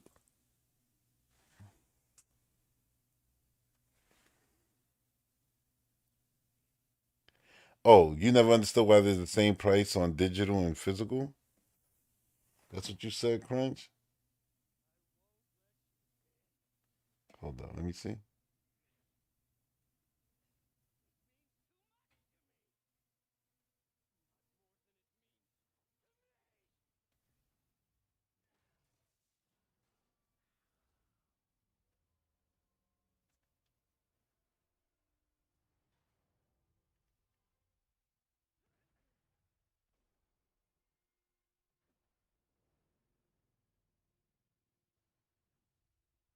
Like I felt like digital should be lower, because it's like, why not? And it'd be cool if they let you trade. Like, this looks so sick. And again, it's like you're playing the game right here. The same controls you've been playing with. It just locked the perspective and made it cinematic. But it's the same gameplay. You dodging and you punching the same way you would regular enemies in the street.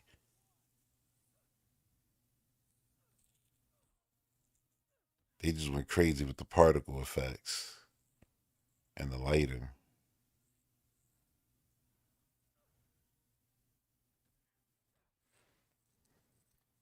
And this actually has ray tracing.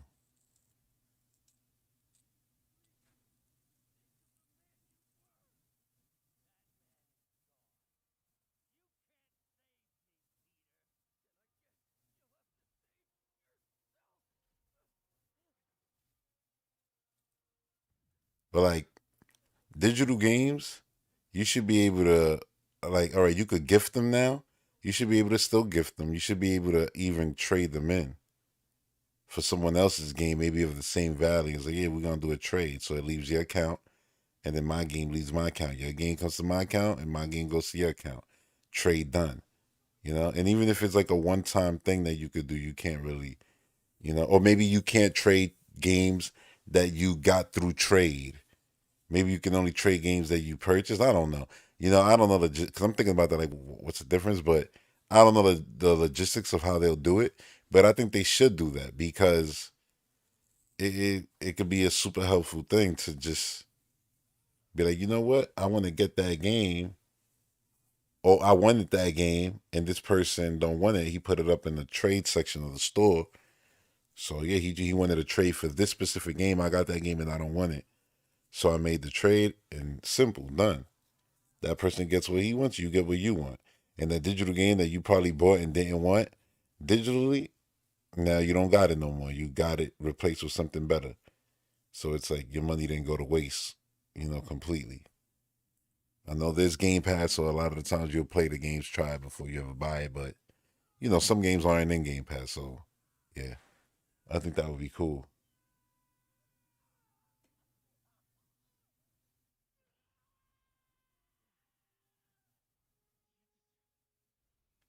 You said I said it. They're gonna do it now. I wish somebody should do it. I mean, we all got digital storefronts, so make it more user friendly. Because a lot of people are scared to go digital, and it's like, yeah, a lot of people don't want to go digital because they also lose the ability to trade in games. Like I said earlier, like Into the Matrix. Like, yeah, I had that game, but I traded it in, and I don't got it no more. I wish I still had it. And it's like that's what I'm talking about. Like, let people trade in their game digital. So if a kid makes a purchase that's digital, and it's like, damn, I regret it. I don't want it. But he passed the time limit. He played it for over 2 hours, so he can't get a refund. Let that kid be able to trade that game or put it up in the storefront. Yeah, I don't want this game. I would trade it for and put it like a list of 3 games or something like that, and then or even if it was like funds, digital funds, or you could trade it in for a specific game or for digital funds, that'll be good too. Because it's like, but why would they do that, right? Because it's like a digital thing. We don't want that thing back, so just doesn't make sense because you basically just unlocking something. Again, I think that would have to go with just companies wanting to have good practices across their storefronts. And I think at some point when they're all the same, really, really the same, they're gonna have to start innovating and to entice people to come to other ecosystems. I mean, I don't know how easy it is to entice people because the Xbox ecosystem blows out the other ones, and people, still like pretend that it doesn't. Like you buy a game here and you get it multiple places, and people are like, nah, I'd rather get it over here on this Waldorf garden. And it's all right, you do you. But I think you could entice people like, yeah, you could trade games here. You bought that digital game, you don't want it. You could, get rid of it and blah, blah, blah. And even if it don't entice people to go, it might entice the other companies to follow. So even if you don't go to the hardware that introduced that, your hardware could get that feature just to compete. That's why competition is good. That's why competition is good. I didn't even think about it. For some people, this would be blasphemous. They're like, yo, this is the Xbox Direct podcast, and you showing a PlayStation game. I'm like, well, it ain't on the PlayStation. It's on the Xbox, the PC. Yeah, like, nah, like, this is what I've been playing recently. So it's like what I really could show. I could show some Fortnite. I could show this. I mean, I could show some Zelda gameplay too.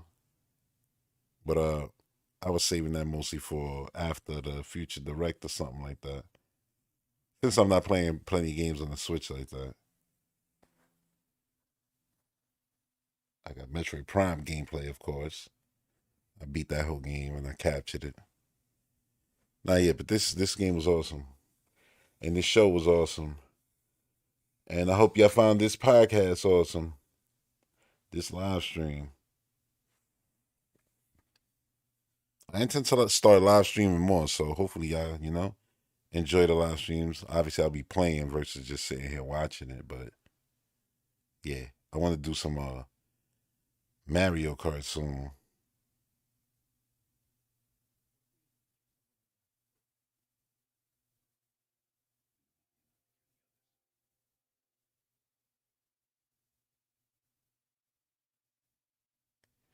Oh man, imagine that crunch. Somebody came in here. Oh, this Xbox Spider-Man game don't look as good as the Spider-Man on my PlayStation 5. Like, man, this is that game. Well, it ain't the one on PlayStation 5. This is a little bit better because I don't know. I don't know what the settings, the ray tracing settings and things are like that on PS5.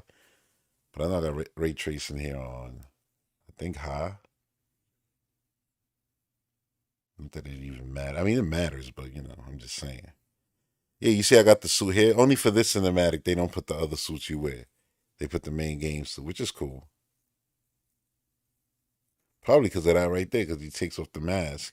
And they're like, you know what? We need that animation to look good, and they don't look good across every mask because they're shape different. So let's just stick with the main suit for this last game, end game cinematic. And I thought this was beautiful. Like the fact that he had the serum to cure her, but if he used it before they used that serum to make more of it, Like if he used it on her, it'd be done, and mad people would have lost their lives. Here, you know what I'm saying? He did the right thing. It sucks, but he did the right thing. See, he was about to do it. Like, I don't give a shit. Because he already knows what the situation is. And he's like, no, he chooses to save people. All the people. And he lets Aunt May, well, do the same thing Aunt May did in the MCU. And it's sad.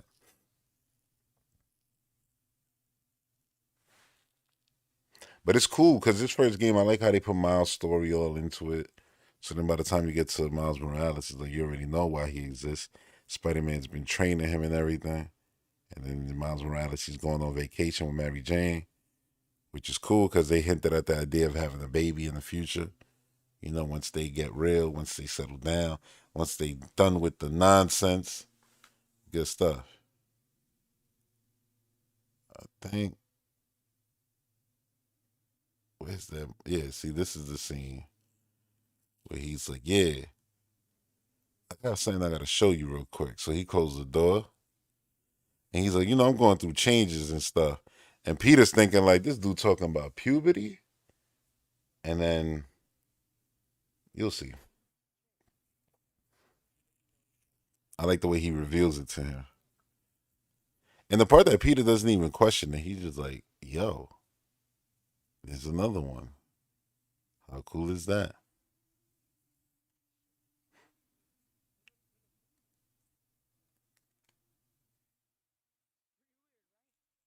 Boom.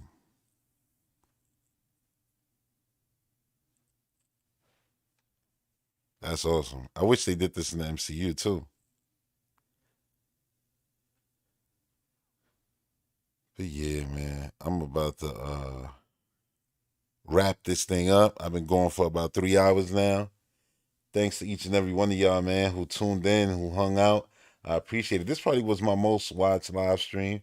Oh yeah, I should mention that. Like, yeah, I recently changed the name of the YouTube channel because people was messaging me, telling me like, yeah, you know, I can't see your content when you create stuff. It doesn't get pushed to me, you know. And even when I search your stuff, so I went off my account and just went YouTube like blind and search for the channel, and yeah, it wouldn't pop up. The name just, you know, was too close to the name, well, to the word, you know, recipe, obviously, for cooking and stuff like that. Or in my case, it was always, you know, the recipe Kendrick Lamar song would always pop up. And so when I changed it to Recipe Live, I was like, okay, that pops up. That checks out. It's the only thing named that. And now it seems like, you know, it's feeding my videos to y'all, so that's a good thing. And yeah, because I didn't want to change the name drastically. So I just went with Recipe Live because it was just the most basic thing to do, and it's what works. So yeah, that's why I changed the name. Hopefully now it'll feed my content, you know, to the algorithm properly, which I just found out basically that it wasn't, which sucks. But hey, you know, let's get there, man. I'm hoping to get to, you know, like 500 subs before, right now I'm at 393 subs. I appreciate that too, because a lot of those subs came in the last like 2 months. But I want to get to 500, which by then, you know, maybe I'll be able to monetize the channel, whatever the case may be. But I know the channel gets more perks and stuff like that. So I'm trying to get to 500 by the time we get to the Switch reveal. That's going to be a tall ask because getting subscribers nowadays is rough, you know? Basically, I mean, you gotta, it's a very lucky thing, let's just say that. But hopefully, you know, y'all can share our videos, you know, like the videos, you know, and all of that good stuff. And then, yeah, hopefully I'll reach that goal.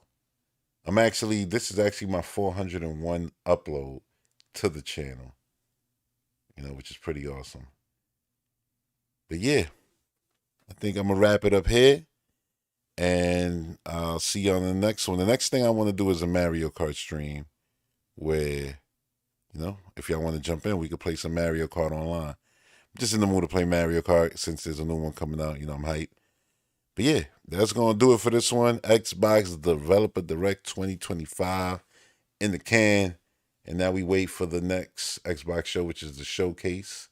And we wait for that Nintendo Switch 2 April Nintendo Direct. to see what's good with Nintendo and next generation. So yeah, that's gonna do it. Thanks for tuning in, y'all. Until the next one. Peace.